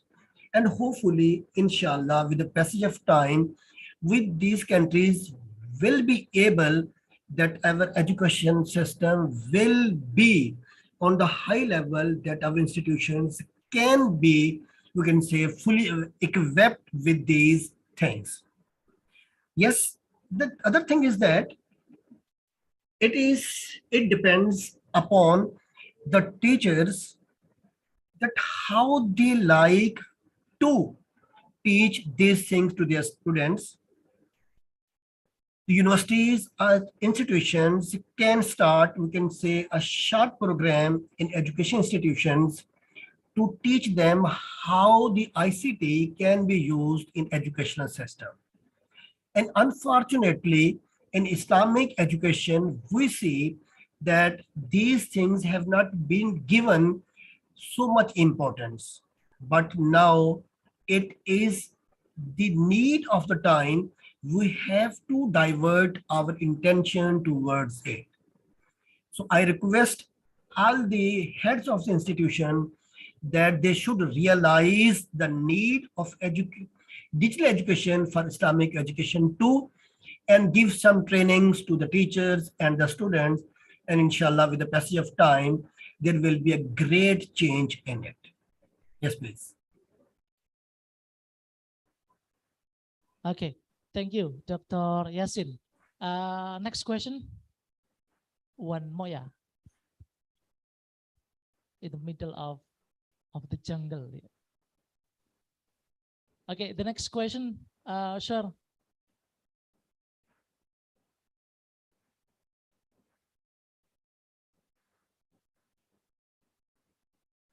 Hello. I will give you something. I give you a question, of course, about curriculum design. As you said that curriculum is designed to achieve education's goals in their nations, on our nations, of course, to children's needs. But I will ask you how the evaluation curriculum design in your country that can control or evaluate students' skill, of course, to achieve global needs. As you can see, in a curriculum program, there's a changes over the word. So we will hear you about your opinion, of course. Thank you very much for the opportunity. Okay, thank you very much. Excuse me, what's your name? My name is Vivin Davi Prahesti from UIN Sunan Kalijaga. Yeah. Well, Dr. Yasin, a question from Vivi, yeah, from UIN Sunan Kalijaga. So she wants to know the evaluation process of curriculum design in your country, or in other words, how you maintain, or how Pakistani government maintain the quality control of the curriculum design in Pakistan. Is it clear? Yes, it's clear. Thank you. Yeah. We have three type of, we can say that education system. It is in every country, that primary, secondary, and then the university level. In primary, we can say level, or we can say that in secondary level, the syllabus or the curriculum has been designed by a group of the educationists under the supervision of the ministry. And after, when the curriculum is designed, it has been observed carefully and then it is implemented. While with the concerning of the universities, the curriculum had already been designed according to this criteria, but Higher Education Commission gives the permission to the teachers that they can change 30% at least according to the requirement of their need. And when we change the syllabus, it is discussed with head of department, then the faculty board meeting, and then it goes to the, we can say that our board of governors, and finally it has been implemented after their permission.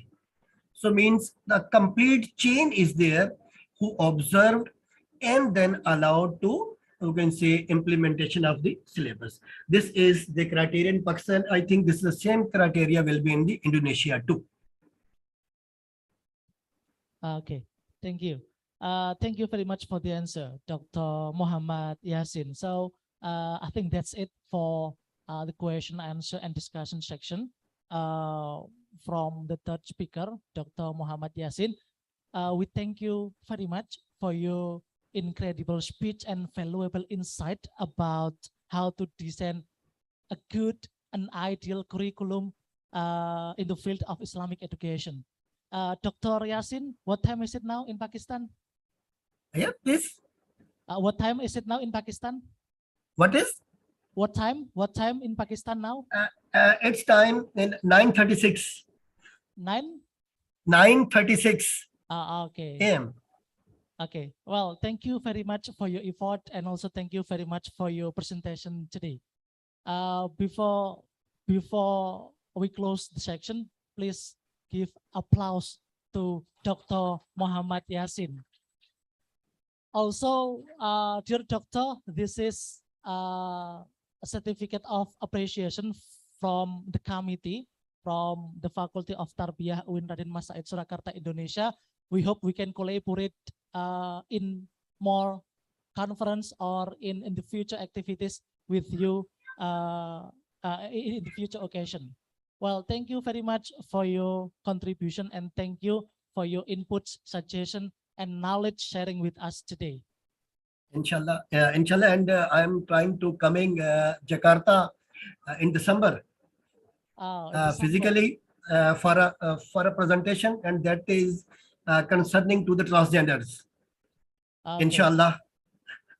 Okay, Prof. Baiti, he will come to Indonesia in summer.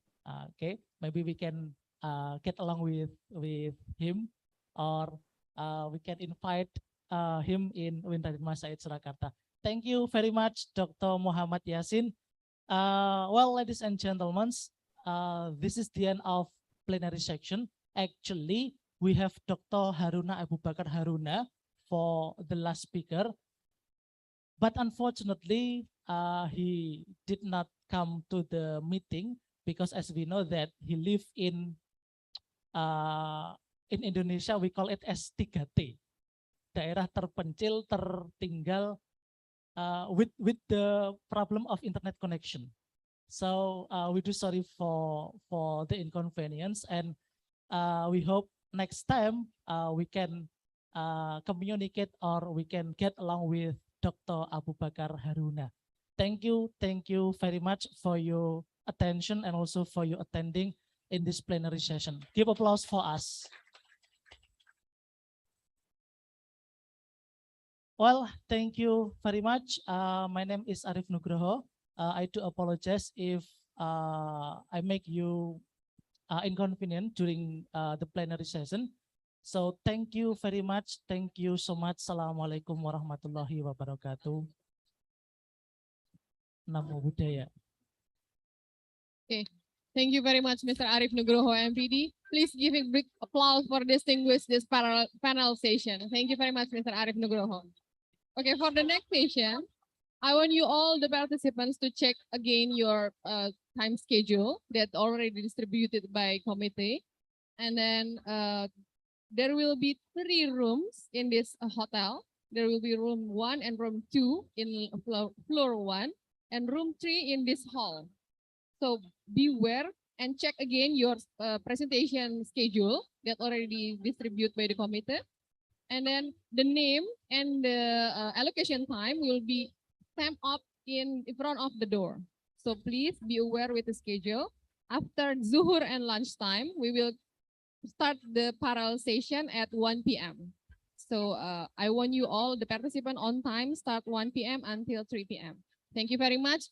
This is the end of International Conference on Islamic Education and Instruction.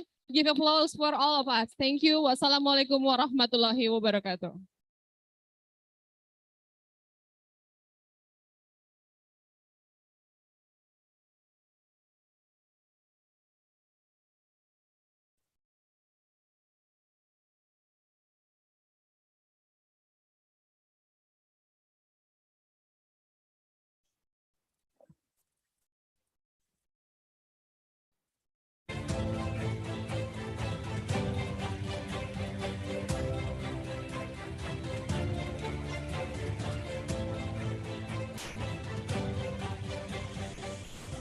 Surakarta merupakan kota yang mempunyai banyak daya tarik.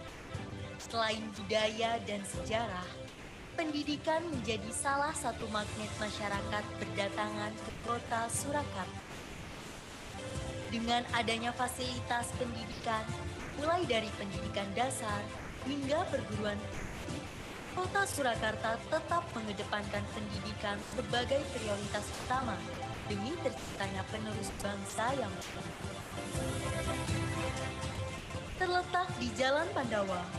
IAIN Surakarta bertransformasi menjadi UIN Raden Mas Said Surakarta pada tahun 2021.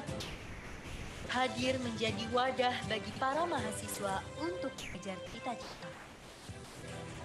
UIN Raden Mas Said Surakarta terletak di lokasi yang strategis serta mudah dijangkau dari beberapa titik pemberhentian transportasi di kota Surakarta.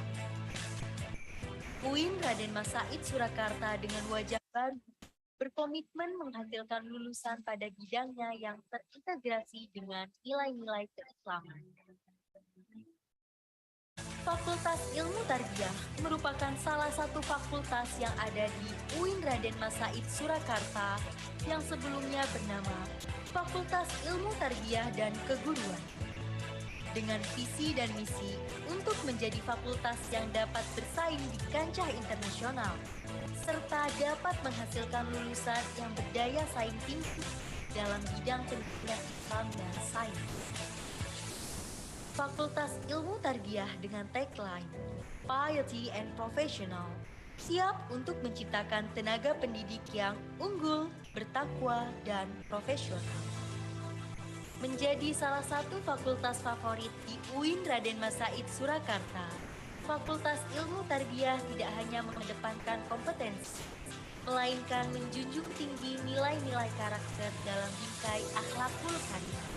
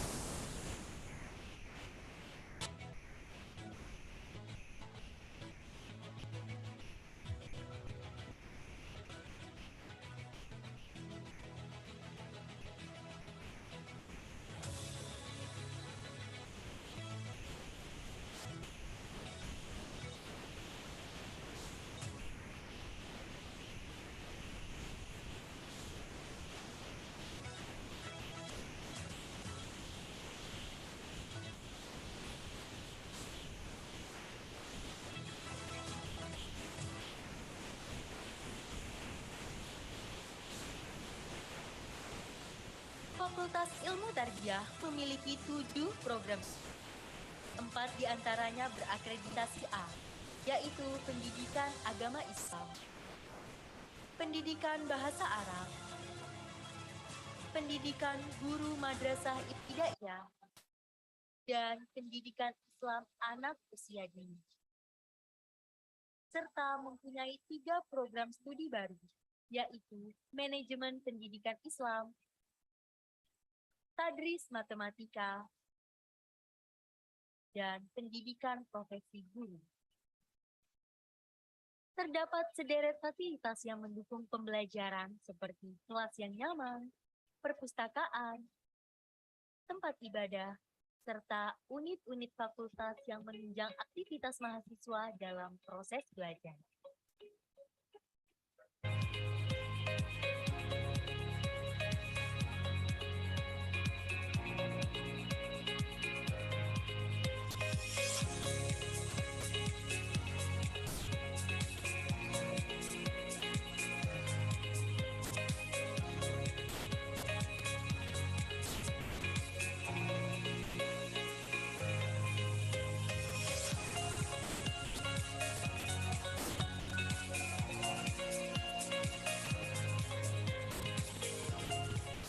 Memiliki sejumlah unit kegiatan kemahasiswaan fakultas yang memfasilitasi minat dan bakat mahasiswa, seperti Senat Mahasiswa, Dewan Eksekutif Mahasiswa, Himpunan Mahasiswa Program Studi, dan lembaga semi otonom, di antaranya Lembaga Pers Mahasiswa Arjuna, Forum Diskusi dan Riset Ilmiah, serta Bahasa, Seni, dan Olahraga. Tenaga pendidik dan staf yang berkompeten di bidangnya juga turut hadir membantu dan mewujudkan lingkungan kegiatan pembelajaran yang nyaman dan efektif.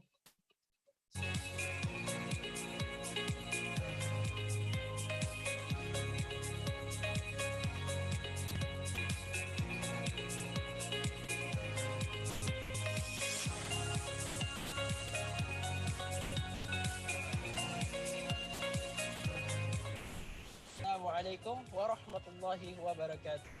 Ako po ay si Sani Iriman Mumbas, unang-una sa lahat. At dito, pumunta ako dito para makapagtapos ng pag-aaral. At dito din, kumuha ako ng Fakulty Ilmu Tarbiyah. At dito din ako ay kumuha ng course, Pendidikan Islam Anak Usia Dini. At ako ay nagpapasalamat dito sa Indonesian na ako pumunta dito. Bismillahirrahmanirrahim. Assalamualaikum warahmatullahi wabarakatuh. Saya Adi Masalif dan Wiwono dari Prodi Pendidikan Agama Islam Angkatan 2019 mengucapkan terima kasih yang sebanyak-banyaknya kepada Fakultas Ilmu Tarbiyah karena telah mendorong saya untuk berkarya, salah satu adalah buku. Tak hanya itu, Fakultas Ilmu Tarbiyah juga memberikan penghargaan apresiasi kepada seluruh mahasiswa yang berprestasi. Harapannya semoga Fakultas Ilmu Tarbiyah lebih maju ke depan. Bismillahirrahmanirrahim. Assalamualaikum warahmatullahi wabarakatuh. Saya Sendariawan SPDI, selaku Kepala Sekolah ICIEI Rosida, mengucapkan terima kasih atas pengalaman belajar di Universitas Raden Said yang luar biasa dan selalu untuk Raden Said Surakarta. Bismillahirrahmanirrahim. Assalamualaikum warahmatullahi wabarakatuh. Alhamdulillah, alhamdulillahirabbil alamin wassalatu wassalamu ala asyrofil anbiya'i wal mursalin wa ala alihi wa ashabihi ajmain, amma ba'du. Saya Dekan Fakultas Ilmu Tarbiyah bersinergi bersama Sivitas Akademika Fakultas Ilmu Tarbiyah untuk mencapai visi fakultas, yakni menjadi fakultas yang berdaya saing internasional dalam bidang pendidikan Islam dan sains. Fakultas Ilmu Tarbiyah berkomitmen menghasilkan lulusan yang memiliki kemampuan mengembangkan inovasi pendidikan pada skala nasional dan internasional. Terima kasih. Assalamualaikum warahmatullahi wabarakatuh.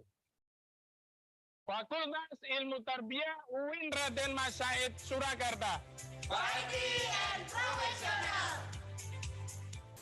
Mari bergabung bersama Fakultas Ilmu Tarbiyah UIN Raden Said Surakarta.